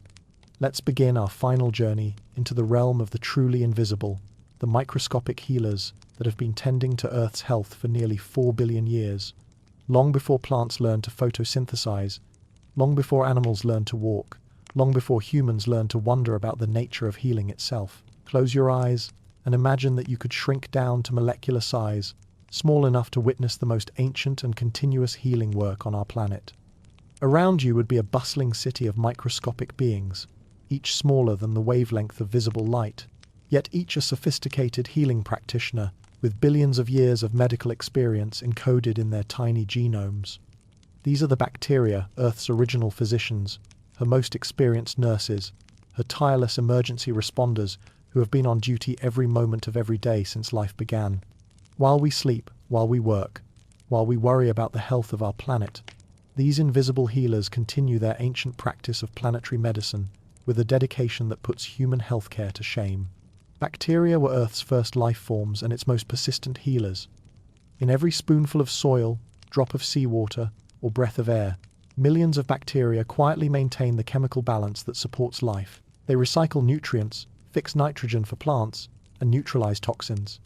Among them, extremophiles act as Earth's emergency responders, thriving in boiling springs, acidic mines, or radioactive waste, cleaning what no other life can. At Chernobyl, extremophiles broke down radioactive material. In oil spills and polluted rivers, bacteria begin long recovery processes. These communities function like a distributed immune system, each species performing specialized healing, often passing partially processed materials along like a biochemical assembly line. Even viruses, often blamed for disease, play essential healing roles. In oceans, they regulate bacterial populations and promote genetic exchange through horizontal gene transfer, helping bacteria adapt to new environmental challenges. They are the planet's genetic messengers, spreading microbial innovations across ecosystems. Anaerobic bacteria, Earth's deep-time healers, work in swamps, sediments, and landfills processing organic matter over decades, turning waste into biogas and rich soil nutrients. Their slow, collaborative methods represent the most complete recycling system on the planet. And you are part of this vast microbial network. Trillions of bacteria live within you, aiding digestion, training your immune system, and even influencing your mood. Every breath connects you to airborne microbial life. Your microbiome is an extension of Earth's, supporting microbial life through mindful food choices, reduced antibiotic use, and environmental care heals both you and the planet. As you sleep, your microbiome keeps working, aligned with Earth's rhythms, continuing a healing tradition 4 billion years old. You are not just human, you are a microbial ecosystem, and in every breath, every heartbeat, and every dream, the invisible healers continue their work. So, when I asked at the beginning of our journey together, what if Earth is constantly healing herself? Now, you know it's not what if, it's how beautifully, how patiently, how generously she does. We've traveled together through the living tissue of soil, where billions of microscopic healers work around the clock to transform death into life, to store carbon like breath held for future generations, to remember every forest that ever grew and prepare the ground for forests yet to come. We followed water on its ancient journey of purification, watched rivers carve new paths of healing, witnessed wetlands serve as Earth's kidneys, and felt the tides breathing with the rhythm of planetary wellness. We've breathed with Earth's atmosphere, felt the protection of her magnetic embrace, watched fire serve as gentle midwife to forest rebirth, and felt the slow massage of continents as they drift toward optimal positions for planetary health.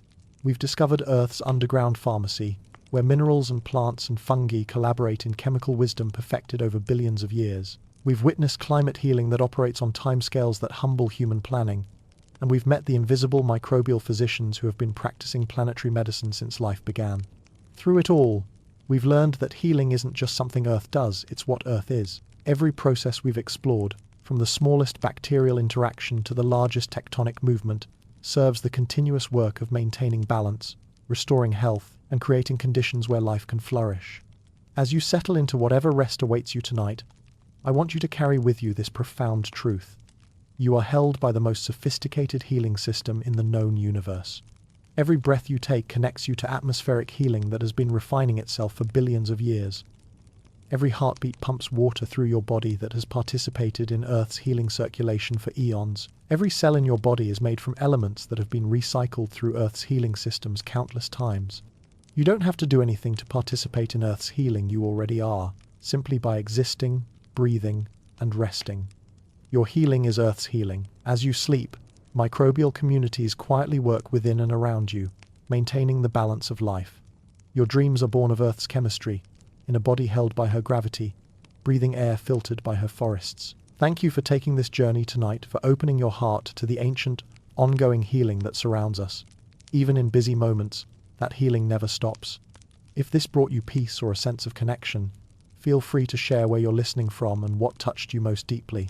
As you drift into sleep, know that you are held by Earth's 4.6 billion years of practiced recovery. The soil transforms, the water purifies, the atmosphere renews, all without pause. The deep Earth continues its slow, steady healing. The microbial physicians of our world never rest. You are not separate from this. You are a witness and a participant in the most ancient healing story ever told. Rest well, fellow traveller. The healing continues through the night, into tomorrow, and always. Sweet dreams, and thank you for being part of this.